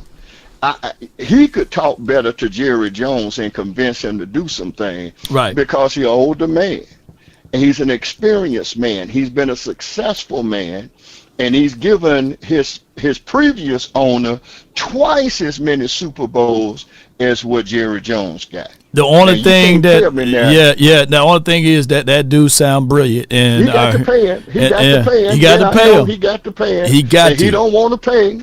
You don't want to pay, man. But let me finish with this. I know you got to move on. You pay to have the best stadium in football. You paid to have the best practice stadium in football. You paid to have that big old yacht that you go off on, $250,000 for that. You got the nicest house in Texas. You paid for that. Well, it's time to turn around and pay for somebody that you know gonna bring more experience and success to your franchise. He is the GOAT. He has won more than any other coach in football, and he waiting on you to give him a call. I'm through. Man, no doubt, man. That's good stuff from my guy, Phil. Yes, and they call him Judge Phil now. So many facts that he spit out at us, man. I forgot to pull out the umbrella. He's spitting so much facts over there. And I heard Carolina, the team that Bill Belichick is in conversations with, they are just going back and forth with each other now. You know, no agreement so far. Is Grumpy Bill the best decision that the Cowboys have left as it relates to bringing in a retread? Probably so. And I like what my guy Big Game James said. If you can't get Bill, get a Bill check-in. You know, like it could be Mike Vabro. It could be somebody that's off of his tree branch that you bring in. That could be a thing that could work for you, right? But my thoughts of this all is Jerry Jones don't want to pay. Can you imagine? And I know that we can talk about this and that, but at the height of Bill Belichick's money-wise, of getting paid by the Patriots was anywhere between $21 to $25 million.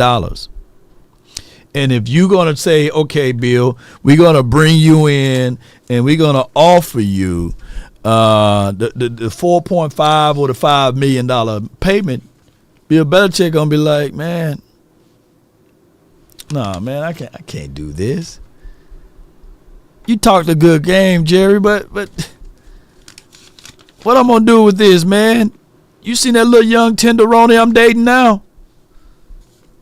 I can't even put gas in the car for that. I'm used to getting paid 20 to 25 million. Can you at least give me 16, 17 million, right? You know, as opposed to as long as it's not Josh McDaniel. You're right. So those are the things that we have to quantify there. All right, from the 469, what's on your mind? How you doing, big fella?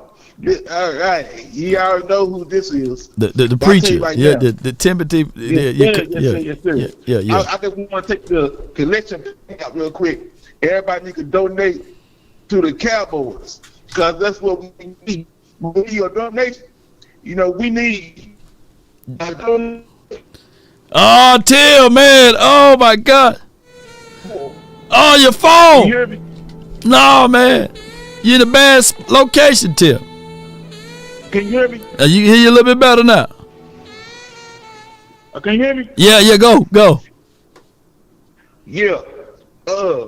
I'm telling you, man, if we do feel good when we played with passion yesterday,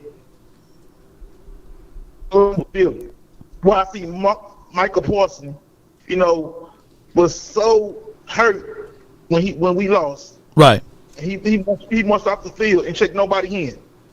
I like that passion for points and health. Yeah. I like that leadership for points and health. Come on with it. You know, and I love it. I love it. But I'm telling you right now, I got my key and I got my handcuffs. And it's time for me to lock up some Tigers, some Bengal Tigers. Because some Bengal Tigers is getting locked up. Because I'm telling you right now, we will come back on them someday. We will. So the season ain't over. The season ain't done yet. All right. But next year, it's a changes will be made. Trust me. But don't worry about what we go through the struggles in this nation of Texas. Don't worry about what we go through the struggle in this apartment of Dallas. So we will rise up. We will reach that mountaintop. We will receive. Okay. Maybe not this year, or maybe not next year, but someday, like Martin Luther King says, like one day, we will rise up. We will rise up. Uh-huh. I might not get that with you. Still I rise. Come on with it. But we are fearless. We are fearless. Fearless. Don't worry about it.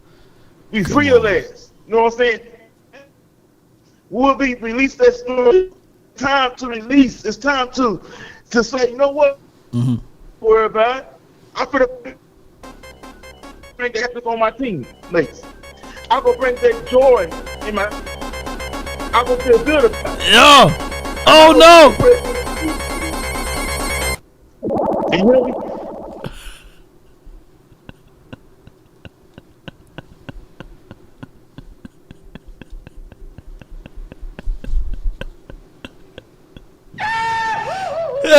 Hey, Tim. Pastor Tim. Hey, call back tomorrow, bro. Hey, and get a better connection, baby. We got you though, man. Come on with it, man. I got my guy J May from the 774. You live. Oh my God, dude,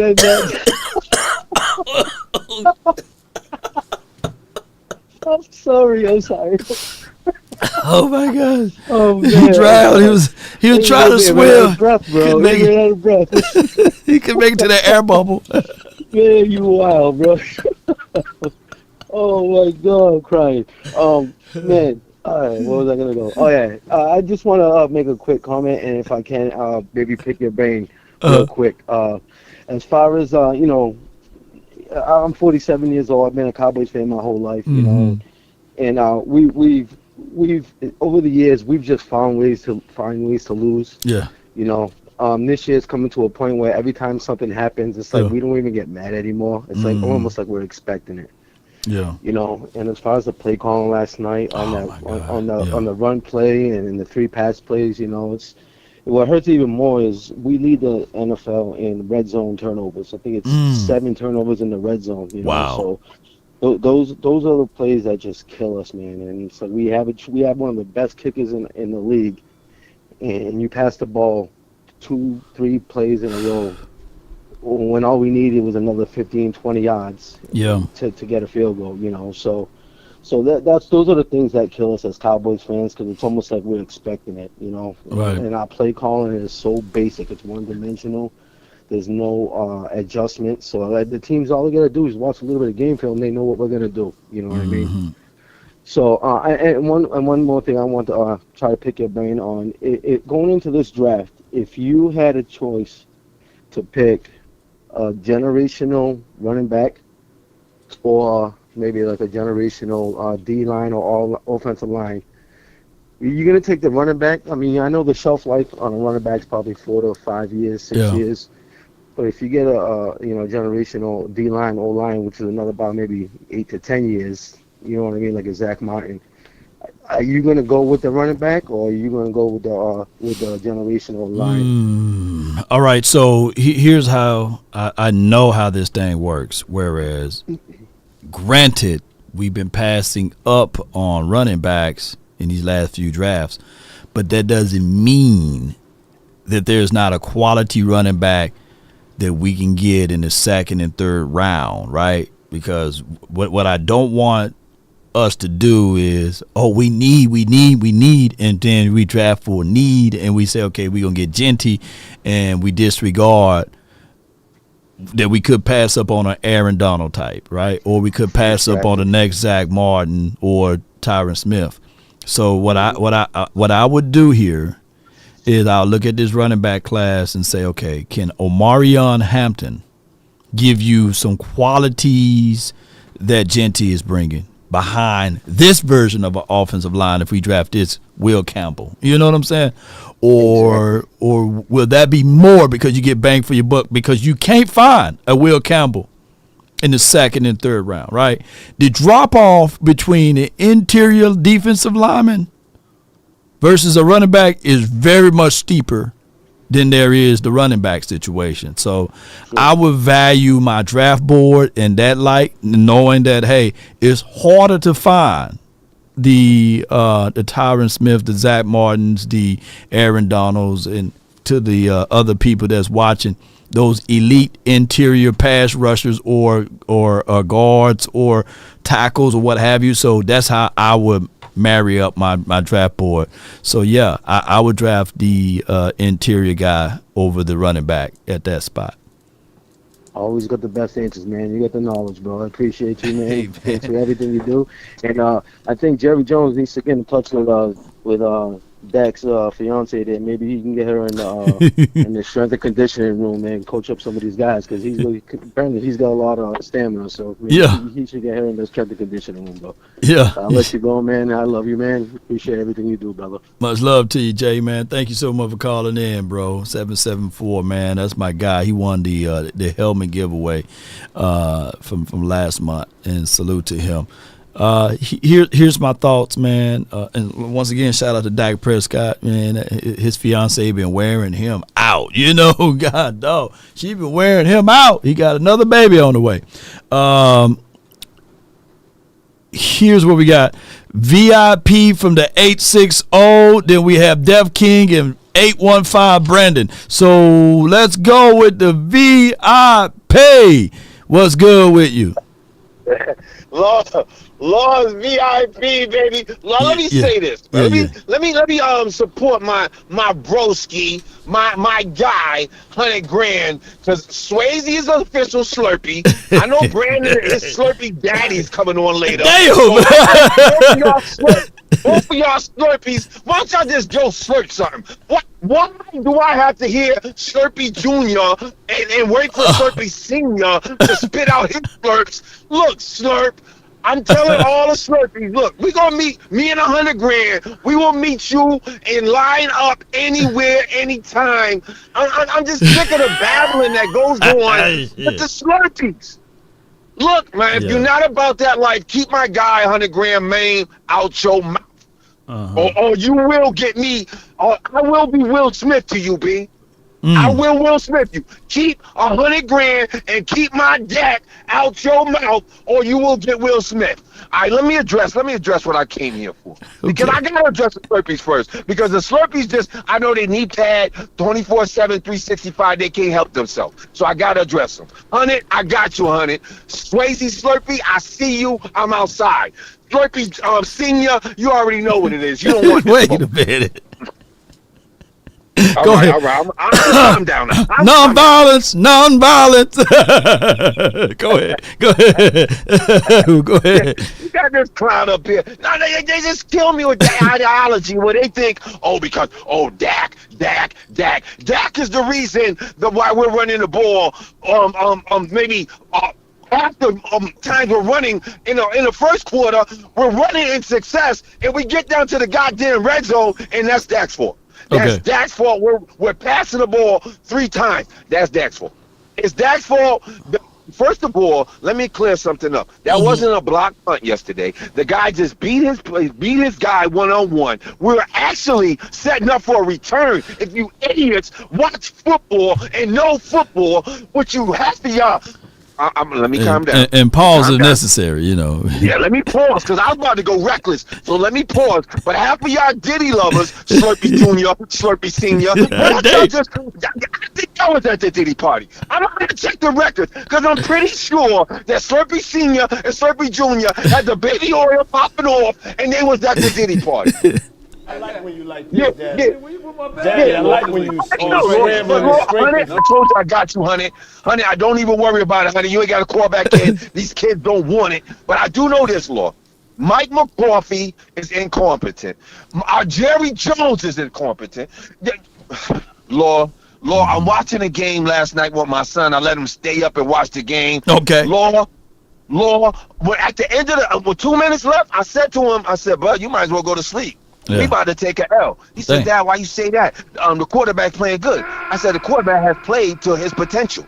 He cannot throw the ball past 20 yards. So now they have shrunk the field on us. And people are thinking, oh, he's playing. No, he's not playing good.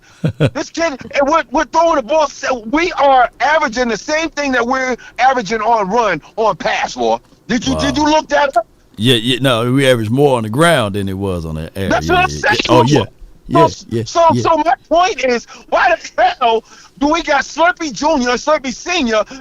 basically just co-signing this craziness? Like, oh no, it's not Mike McCarthy's fault. It's not Jerry Jones' fault. Well, who the hell fault is it?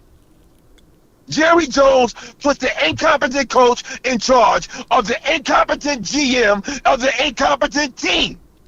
And you blame it on 27? I don't even have smoke with 27 because 27 lives in an incompetent house.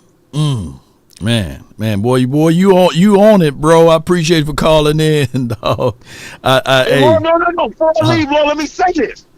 Me and 100 grand are outside. If Slurpee Senior wants, I know Slurpee Junior. Me and him already had that one-on-one. He don't want it. He's like what Brian said. You're too small for this, bro. You don't want it. Your wife said you can't work the middle of your things too little. So I'm telling you, B. Wow. You don't want this smoke. All I do know is if y'all keep keeping my quarterback's name out of your mouth, knowing that if my QB was here, we'd be in a better position. Law. All right, bro. I appreciate you for calling in. Let me hear you say it, though, bro. I'm still DC for life. How about damn Cowboys? I ain't a killer, but don't push me, Slurpees. That boy turned into Tupac for real, man. My 4-4 make sure all your kids walk, bro. Pull your strap on me. You better kill me. I'm coming. Yeah, no. All right, Duff King. Then we have 815 Brandon. But Duff King from the 956 in the mix. Talk to me, man. Hey, Law, can you hear me? Yeah, I can hear you, bro. I can hear you. You sound great. My bad. You good? I'm ready. I'm working right now in the middle of the bay right now. 20 feet up in the air. Don't fall on me, man. Don't fall on us. No. I just wanted to call because I want to thank you and thank Frenkel. First thing I did a month ago was call my personal lawyer. Okay. Was heading to work in the morning. Some guy tried to do an illegal U-turn, and bam, hit me. He didn't see me on the inside lane. He saw the guy on the outside lane. So there you go. I'm about to get a check. I'll tell you that. So that's the good news. That's great news. That's great news. Bad news. I got to get a new truck. That's about it. But there's some material things as long as I'm fine, right? Hey, as long as you're great, man, and I'm glad that we are able to alleviate a lot of things, man. So yeah, Frenkel personal injury lawyers, we take good care of you all. So what you got for today, man, Def King? What you got for me? You're talking about Belichick. What was the best thing that Belichick had? What was the best thing that he had in his offense? What was the offense that they ran? That's a good question. I think they ran some variations of West Coast. But Josh McDaniels, who was the coordinator there? He had several different coordinators. I think that what Bill Belichick do the best is discipline and defense and special teams. I think that offensively it's a principle that he kind of go by, which is running the ball to open up the pass. I think that he's more old school in that nature. I think they ran West Coast, if I'm not mistaken. What I remember the years with Gronkowski and all that, and hey man, they had a good tight end, group. Yeah. That's the only thing I see that Dallas has real good right now, besides, on their offense. Rico, yeah, he's good, but I want him to pair him with someone that needs to get better. CD, he needs to pair it too, That's ridiculous. That's the only thing I see that we have productive. So if they bring someone from that tree in, I believe that tight end room will, excel even better than what he is with Lindy Wills. Yes, indeed. Not too sure. That's just my hypothesis. But the incoming knowledge goes up. I know I'm probably disturbing, but yeah, I just want to let you know thank you to Frenkel and thank you to Law Nation. Thank you, man. Appreciate you, man. Hey, be safe out there or up there. Appreciate you, Def King. Thank you for calling in. Yes, sir. No doubt, man. Good call from him. All right, so next we have, and I know we kind of got muffled at the end, but Ben DiNucci, he signed with the Saints. Shout out to Ben DiNucci. My brother Ben Anthony DiNucci from the 815. Brandon Ross, you're live on the Nation, bro.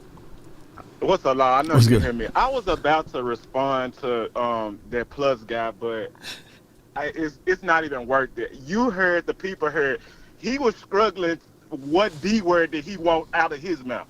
But I'm gonna keep going. Law, if I'm lying, stop me now. He was struggling. Cut it out, bro.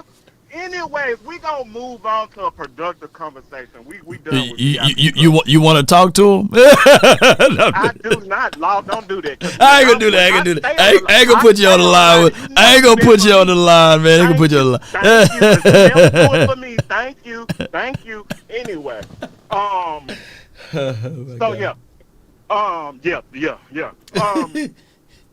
Cooper Rush. Cooper Rush.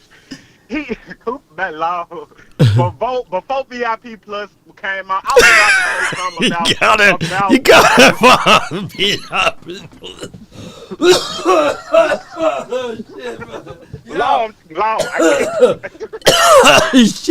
Y'all with these nicknames, man. All right, go ahead, man. Don't kill me over here. VIP Plus. Oh. Okay, but seriously. Cooper Rush played well. I know y'all want to blame him for that first interception in the red zone. Dak threw like 6 of them. Y'all ain't said nothing. CD Lamb ran into the defender. I know y'all don't care about that, but okay. The biggest problem about yesterday's game was Rico Downs should have probably had 250. He should have been pressing the NFL rushing record yesterday. That's the truth. I don't know what we was doing yesterday. Every time Rico touched the ball, it was more than a positive play. It was an explosive play. Yep. But for some reason, that Mike McCarthy wanted to keep throwing the ball, and this to me like directly correlates with trash Dak Prescott, because for some reason we want to feature the throw, and I don't get why we want to do that. But hey, we did that. We lost. I also want to say something about Micah Parsons. I like the fight. I like the passion. But brother, we could point to a few times, bro. You should have had about 5 sacks. So maybe you should shake your head at yourself. 27. I don't know. Even if you had got the ball, what was you finna do? Big bro, what was you finna do? Nothing. Man, we 5 and they lost, and it's disappointing. We should have won last night. We would have definitely been. We lost. We lost. We got Cooper Rush. Okay. If y'all want to compare Dak to Cooper Rush, like Swayze said, that proves the point. I don't really got nothing else. We done. I don't know what else to say. Play the draft music, I guess. I got you, man. I got you, bro. Hey, bro. All I can say is that, hey, let's go get these draft picks, bro, and let's get it, man. Appreciate you for calling in, Brandon. Let's go. Oh, one thing before I go. Nah, I ain't gonna go there. How about them Cowboys? Shout out to Law Nation, man. Y'all keep y'all head up. Keep your head up, man. Hey, in the words of Tupac, right? Hey? Not VIP plus. Not VIP plus. He's not Tupac rolling over in his grave. Talking about, I ain't no killer, but don't. Man, you up. Glizzy gobbler. VIP is a glizzy gobbler, and it's not even funny. All right, bro. Man, that Civil War, man. I'm definitely gonna have that lineup. It's gonna be VIP, 100 grand, Brandon Ross and Swayze, right? That's the lineup y'all want first. I definitely wait till this season is over with. I'm gonna have y'all got to get on camera, bro. Y'all got to get on camera, man. And then I know MJ from the 206, man. Last but not least, bro. What you got, fam? Hey, what up, y'all? But you gotta put Darius in there. Oh, I got those Darius in there. Well, you gonna go head to head versus Darius, or you gonna go head to head? Well, I want to be in there with all y'all. Okay. You gotta make it sense. I'm gonna tell y'all. Make sense. Okay. We all got an F. Okay. We Slurpees. Everybody Slurpees. Okay. Even VIP, my dog, that's my little bro, and 100 grand. We Slurpees. I'm gonna tell y'all why we Slurpees. Mm-hmm. You cannot say Dak Prescott played sorry too. When Stokes start getting bad, he's supposed to be our leader, and you can see it in that look. His eye, when they're short on the sideline, you saw that look. His eye. But you know one thing though, when Dak got that damn run game, that's 5 yards or more. Shoot, he's undefeated though. Yeah, that's the only thing. He turns it to Cajun Dak. I was like, hey, all the Cowboys got to do is just do that. Find ways to get that Cajun Dak back. But keep going. But they don't do that with Mike McCarthy. That's what I'm trying to tell you. Y'all don't see what happened when they run the ball now. With noodle arm can't. He plays scared too, and when he get Dak back, then he try to be Dan Marino with Dak. Dak is not Dan Marino. You said it. If you got that running game, that make Dak Prescott more dangerous. Yeah. If you had a good coach last night, they would have blew Cincinnati away. Yeah, it would have been 21-7. They would have been like, they'd have been start waving the white flag. Yeah. By halftime with a good coach, that'd have been about a 31-7 at halftime. Yeah. They'd have been blowing them away because they couldn't stop the run, and then they would have snuck up. Then you hit them over the top. Boom, boom, boom. You know what I'm saying? But Mike McCarthy cannot coach. Darius even said it. Yeah. Darius told us Mike McCarthy can't coach. You know what I'm saying? And that's our problem. And Coach Marv said it. If my little brothers, 100 grand and VIP would have heard last night, Coach Marv said it. It doesn't matter. We had Tom Landry, everybody, the biggest coaching staff in the world. If you got a dumb coach, Mike McCarthy there, over them, you going to lose. This dude don't know how to coach. This guy got everybody frustrated. So that's why the Cowboys is going to keep losing until, you know what? I was going to take a chance. I know, what's your dog that be on the show with you? That say he ain't drinking the Kool-Aid. Big Game James. Yeah, Big Game James said.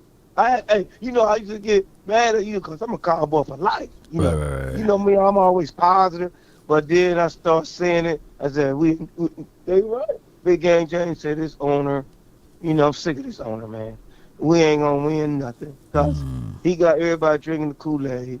And he just, and if he bring Mike McCarthy back, man, oh, my God. Everybody going to be pissed.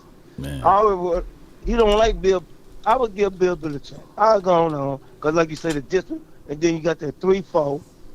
Get you some more D tackles. Right. Get you linebackers. And last night they would have bumped and run. I'm telling y'all something. In close. I'm mad at the defensive coordinator. If he'd have played bump and run with the one safety over the top for number 1, the Cowboys would have got to that quarterback so many times. He'd have got sacked. Then he would start throwing interceptions. But no, when you play that far off, man, my little daughter, my little nieces could have caught the pass. that far off, man. Your grandma. So, you know, we ain't going to win, man. So, it's what it is. Season over. But make sure, man, when you do it, bring Darius, us, God, everybody got to show their faces. Don't be scared. No, you know what I'm saying? Man. Appreciate you for calling in, big dog, man. And how about them Cowboys? Yeah. You know, I'm here for life. So it is what it is. So hopefully we get some D tackles. I like them 2 Michigan boys. So and the guy from Kentucky. So I hope we get one of them. Let's get them, man. Salute, man. Nation. Yes, indeed, my guy. All right, so good call from everybody, man. I think I missed some super chats. See if we can pull them up on the screen. We got Justin D. Appreciate you for Platinum Level 3. Justin D. celebrating 59 months of membership. It's a long time, bro. A long time, and I appreciate you. We need a complete rebuild. We gave away the game. We should have won. Still DC for life. Hit the like button. Shout out to my guy Justin D. He been around for a long time, bro. A long time. SARS says, why the 4-letter network think that we the only coach that got on the hot seat? Yeah, there are multiple coaches on the hot seat. Shout out to you for the $4.99 though, man.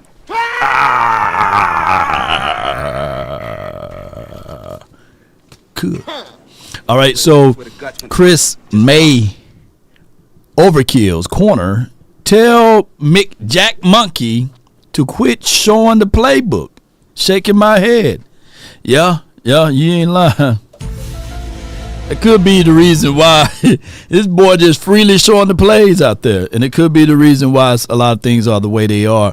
JD from DC states, for 3 quarters, we saw Cooper Rush. In the 4th quarter, we saw Cooper Rust. Damn, boy. What my? Damn. That's JD from DC. Whoa! All right, Lord Nova 85 celebrating 58 months of membership. That's a long time. That's longer than Shaq feet and Jay Leno's chin. Shout out to Brock Hoffman. The last 2 weeks, this guard, he's 83.6 offensive guard graded at 6, 78.9 run block grade at 11th, 85.2 run block grade at 5. All right, 1 pressure allowed out of 78 attempts. Man, that's crazy good, y'all. That's crazy good, man, when you really contextualize it to that degree. Cowboy Nation, Mick Jack Monkey, that is funny. Yes, Rush lost the game 100%. Coyote. My thing is, Coyote, don't put the ball game in Rush's hand. You know, Cooper Rush hand. You know, I call him Rush. Cooper Rush hand. So that's my thoughts. Got a super chat. Lord, you the man. We lost another winnable game. Defense is playing well enough to win, but play calling is killing us, man. Yeah, the play calling is literally doing this for right here. It's literally. Y'all killing me with this. I got out 30 years of my career. Robert. And y'all trying to kill me. That Joker fighting for his life. This ain't not. Definitely not fair. Life's not fair, though. You know, you are the total sum of what you believe. And I don't truly believe that Mike McCarthy understands that part of it. Mike McCarthy, to me, may be a great, excellent coach. A good personal person, right? A person that can go up to you and tell you about life stories on how his father ran an alcohol company and he was a bartender and all of these things and he was his coach, and how Mike McCarthy played tight end when he was in college and played linebacker when he was in high school and middle school. He can maybe he can relate to you in those fashions. And he can talk about the things I've done in the National Football League of lifting up that Lombardi trophy in 2010. Where have you been? Because that's a long time from now. And I get it. Once you want it, You can always say, hey, these are the things I've done. But people say, update your resume. And my guy, the angry Cowboy, is it play calling or execution? It's a little mixture of both. Because if I dial up a play for Shaquille O'Neal to shoot the three, and I say I dial up the play right, he just didn't execute it. But that's not his skill set. So verily, verily, I say to you all, when we look at those plays, when it was a very much so easy throw, a pitch and toss for Cooper Rush, the ideology of it is that you got 5 minutes left. You got your backup quarterback in. You got your backup running backs. Your backup offensive linemen. But you got a running back that's red hot, that's averaging 7 yards per tote. You put the ball in the belly of the running back. Matter of fact, there are multitudes of games that's in the 90s, especially in 92 and 93, that we had the same amount of skill set of playing as it relates to the quarterback. Not saying that Troy Aikman and Cooper Rush are the same people. Not saying that. But ultimately, what Troy Aikman was so keen to, or knowing, I don't have to do this. I can put the ball in the belly of number 22. And I'm going to tell y'all, there's been many of games that even 22 wasn't averaging 7 yards per toe. Many of games that even 22, if you don't know who 22 is and you say you're a Cowboy fan, I don't know who you are. But there have been many of nights and many of days that not even 22 was averaging those amount of yards. But they still put the ball in the belly of him because they know that the results are what they're looking for. It's not about throwing the ball here and there.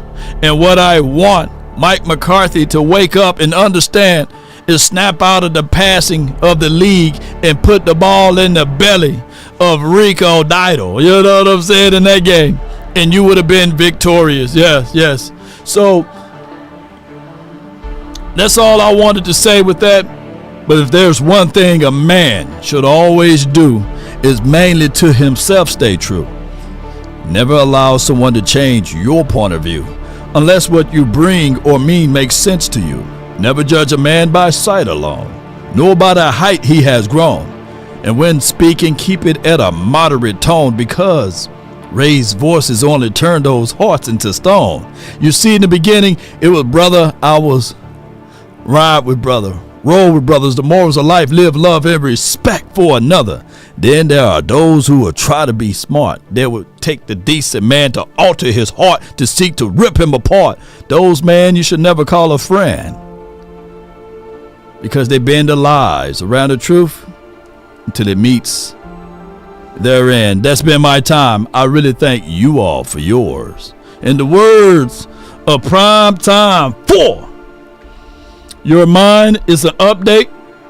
On my way out, according to Todd Archer, more devastating news, more and more pitfalls.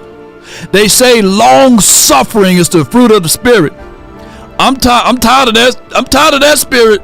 Yeah. Whoever's saying, Lord, I want to be more like you, y'all stop praying that prayer, because man, Overshawn torn his ACL, MCL, and PCL on his right knee just yesterday. It will take corrective surgery, and it's going to take multiple surgeries to fix that. So not only that he don't have an ACL, his MCL and PCL. Lord. In the words now of Prime Time for your mind, prayers up to that kid, Overshawn. That's overly injured right there. Lord, that hurt me. But I hope all is well for the Overshawn family. Let's continue to grind and shine. Give me my thing, you. Yeah. Dang.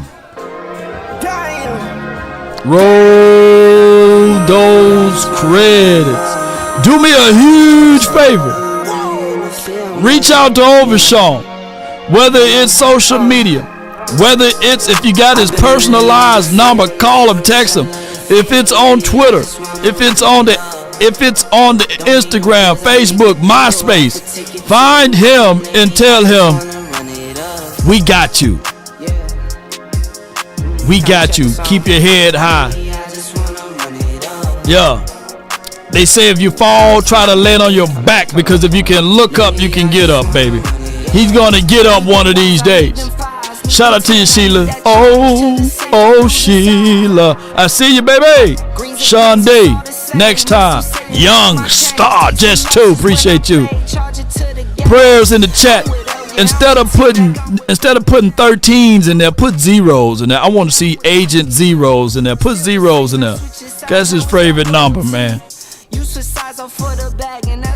Agent, we got you. Come on with it. Prayers. Search for the one, but baby girl, it's nothing real as this. Can't trust a soul, I keep a hammer, call it too legit. I've been really in the field, love the rush, I love the feel. Lately, I just want. We don't deserve this as Cowboy fans, by the way. Every single solid player we have that makes moves get hurt. They get hurt, bro. Every single player. I can't think of one superstar that we have that didn't get hurt. Come on. I be at home alone. I be in zones alone. I be on road alone. Jason Witten is the only guy. I'm going to try to get some Jason Witten blood, and I'm going to put it in all of the players. I'm going to extract Jason Witten blood. He's the only guy. He had his spleen, jawbone broken, and he was back the next day. I said this, and I go to my grave thinking this. If Sean Lee had Jason Witten blood, they would have to put a gold jacket on him while he was playing. Like, put the gold jacket on him. If Tony Romo had Jason Witten blood, them collarbones would have been still there. You know, Tony probably would be still playing right now. It's them. We need the Jason Witten blood. That's what it is. Yeah. Boy, can you imagine if Tyron Smith had Jason Witten blood? Ooh. I think it's the blood. I know it was the blood. Come on with it. Yep. Take a drink of my cigarette. Breathe me out. Breathe you in. What my guy at? Yeah.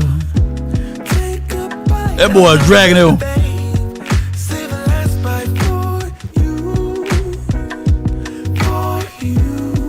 Ooh. Don't let them street lights hit you. ER season. That all injured season is a real thing. Whatever blood sacrifice you done made, Jerry. Stop it. It ain't working. Jerry living off the Bifrost. Jerry is stealing the player's blood to keep himself alive.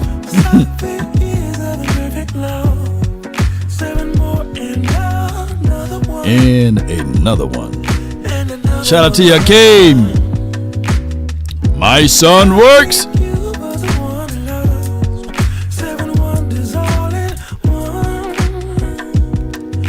All injured season, for real. Don't let the street lights hit you.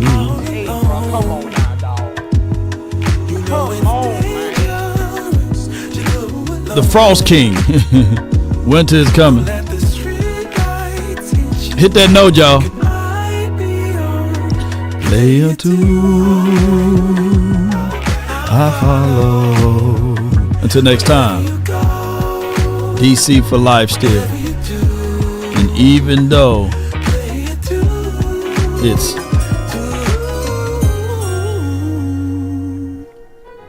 if a paper crane can fly, then forever doesn't feel that far. Until next time, salute. So far, if a paper crane can fly, then forever doesn't feel that far. Yeah, that dark cloud thicker than Lizzo, Jamie. Yeah, that's the thick dark cloud over there. If a paper crane can fly, fly on, fly on, fly on, fly on, fly on.